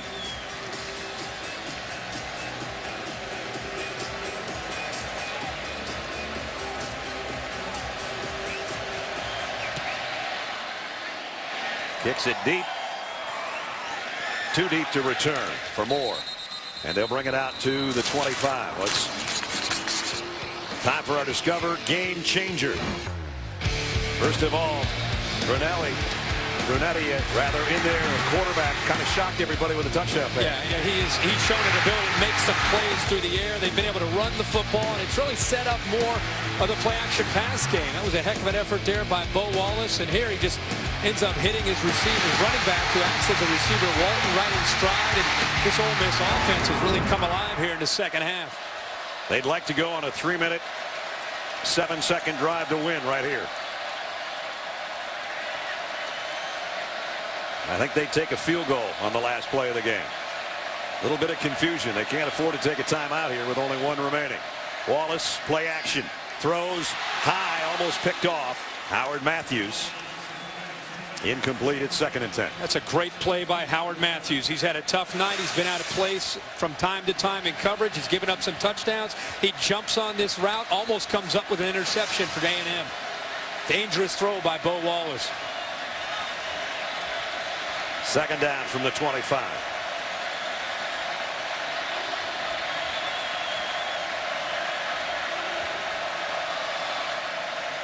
Play action. Wallace throws and should have been caught. Maybe thinking about where he was going was Jamez Logan, and the ball didn't go with him. Remember, drops were a problem against Auburn last week for Ole Miss's wide receivers. That ball is perfectly thrown. 3rd down and 10. What you don't want to do is give it back to that guy.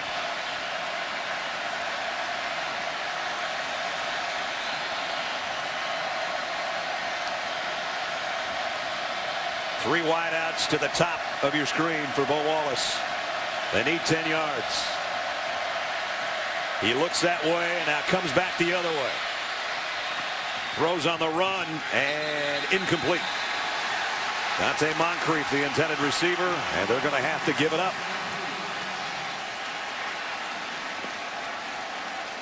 Bo Wallace had time and had Moncrief earlier. He just wasn't able to get his shoulders turned and I think feel confident in delivering the football.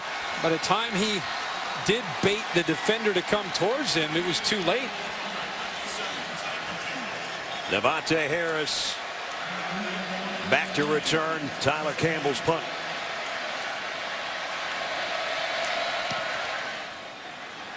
Not a great kick. He's going to take it on one hop at the 28. Oh, and did he get leveled after the first wave of blue jerseys went by. 2:33 to play.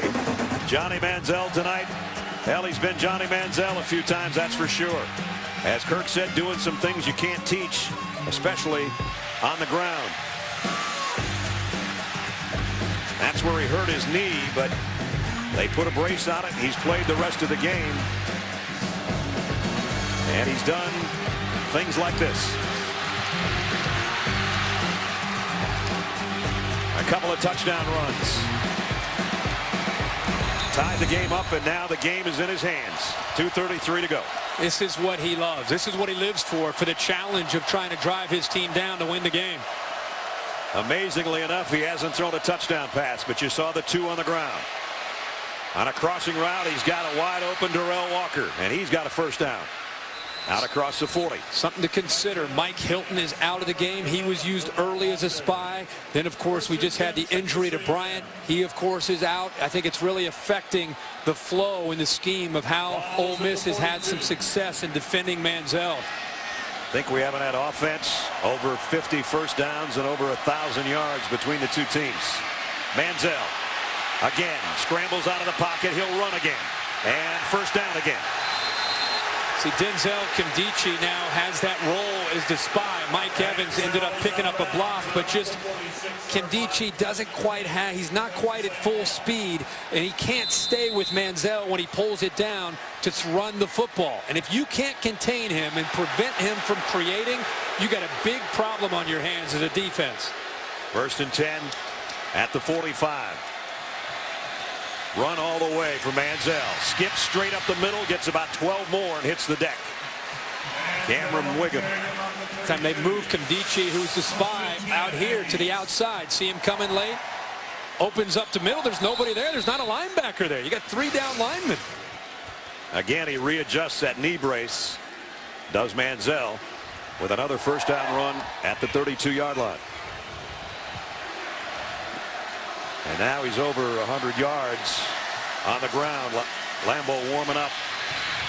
Molina pops down around the 22-yard line.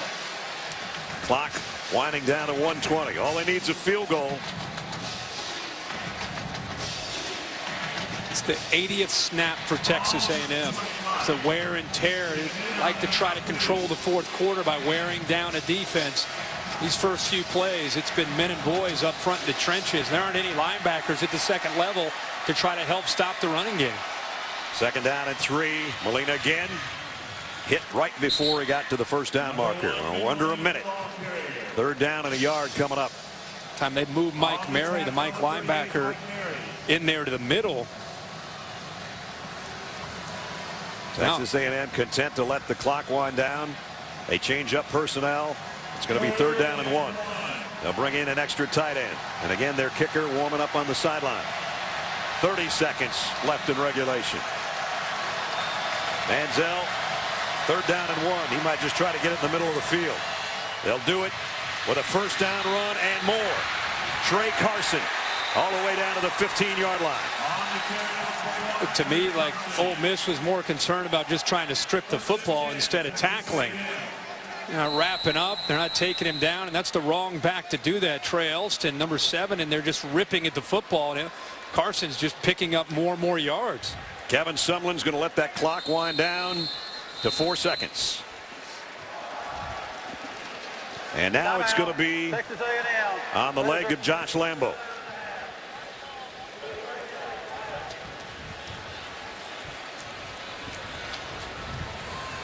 So he's trying to stay away from everybody except his holder right now. Junior out of Middleton, Wisconsin. Great game played by both teams. Hugh Freeze Rebels shorthanded on defense for a lot of the game. And when you handed it to number 2 with a couple minutes to go, you just knew it was going to come down to something like this. Yeah. So he's going to lead everybody on one knee. You know, think about this. How big a kick this is on a weekend where it's kind of almost shake-up Saturday. Georgia went down. Stanford went down. Johnny Manziel not just holding hands, but leading them in prayer here. It's all come down to a kick. It's a big opportunity to move up to probably number 7. Yep. If they end up making this kick. 3 out of 4 on the season. 40 has been his long. This one will be about 33 yards. Drew Kaiser will be the holder. Jake Matthews will snap it. And Josh Lambeau, the junior out of Wisconsin, they'll rename it Lambeau Field. At Texas A&M, he hits this. Kick on the way, and it is good.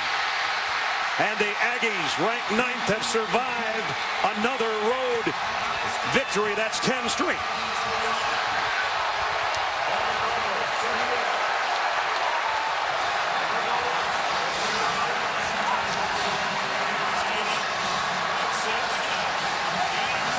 A lot of respect between these two teams.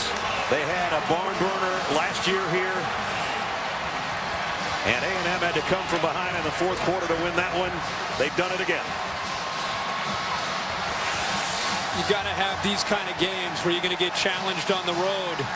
to have a special season, and you've got to be able to come up with a way of finding a way to win them.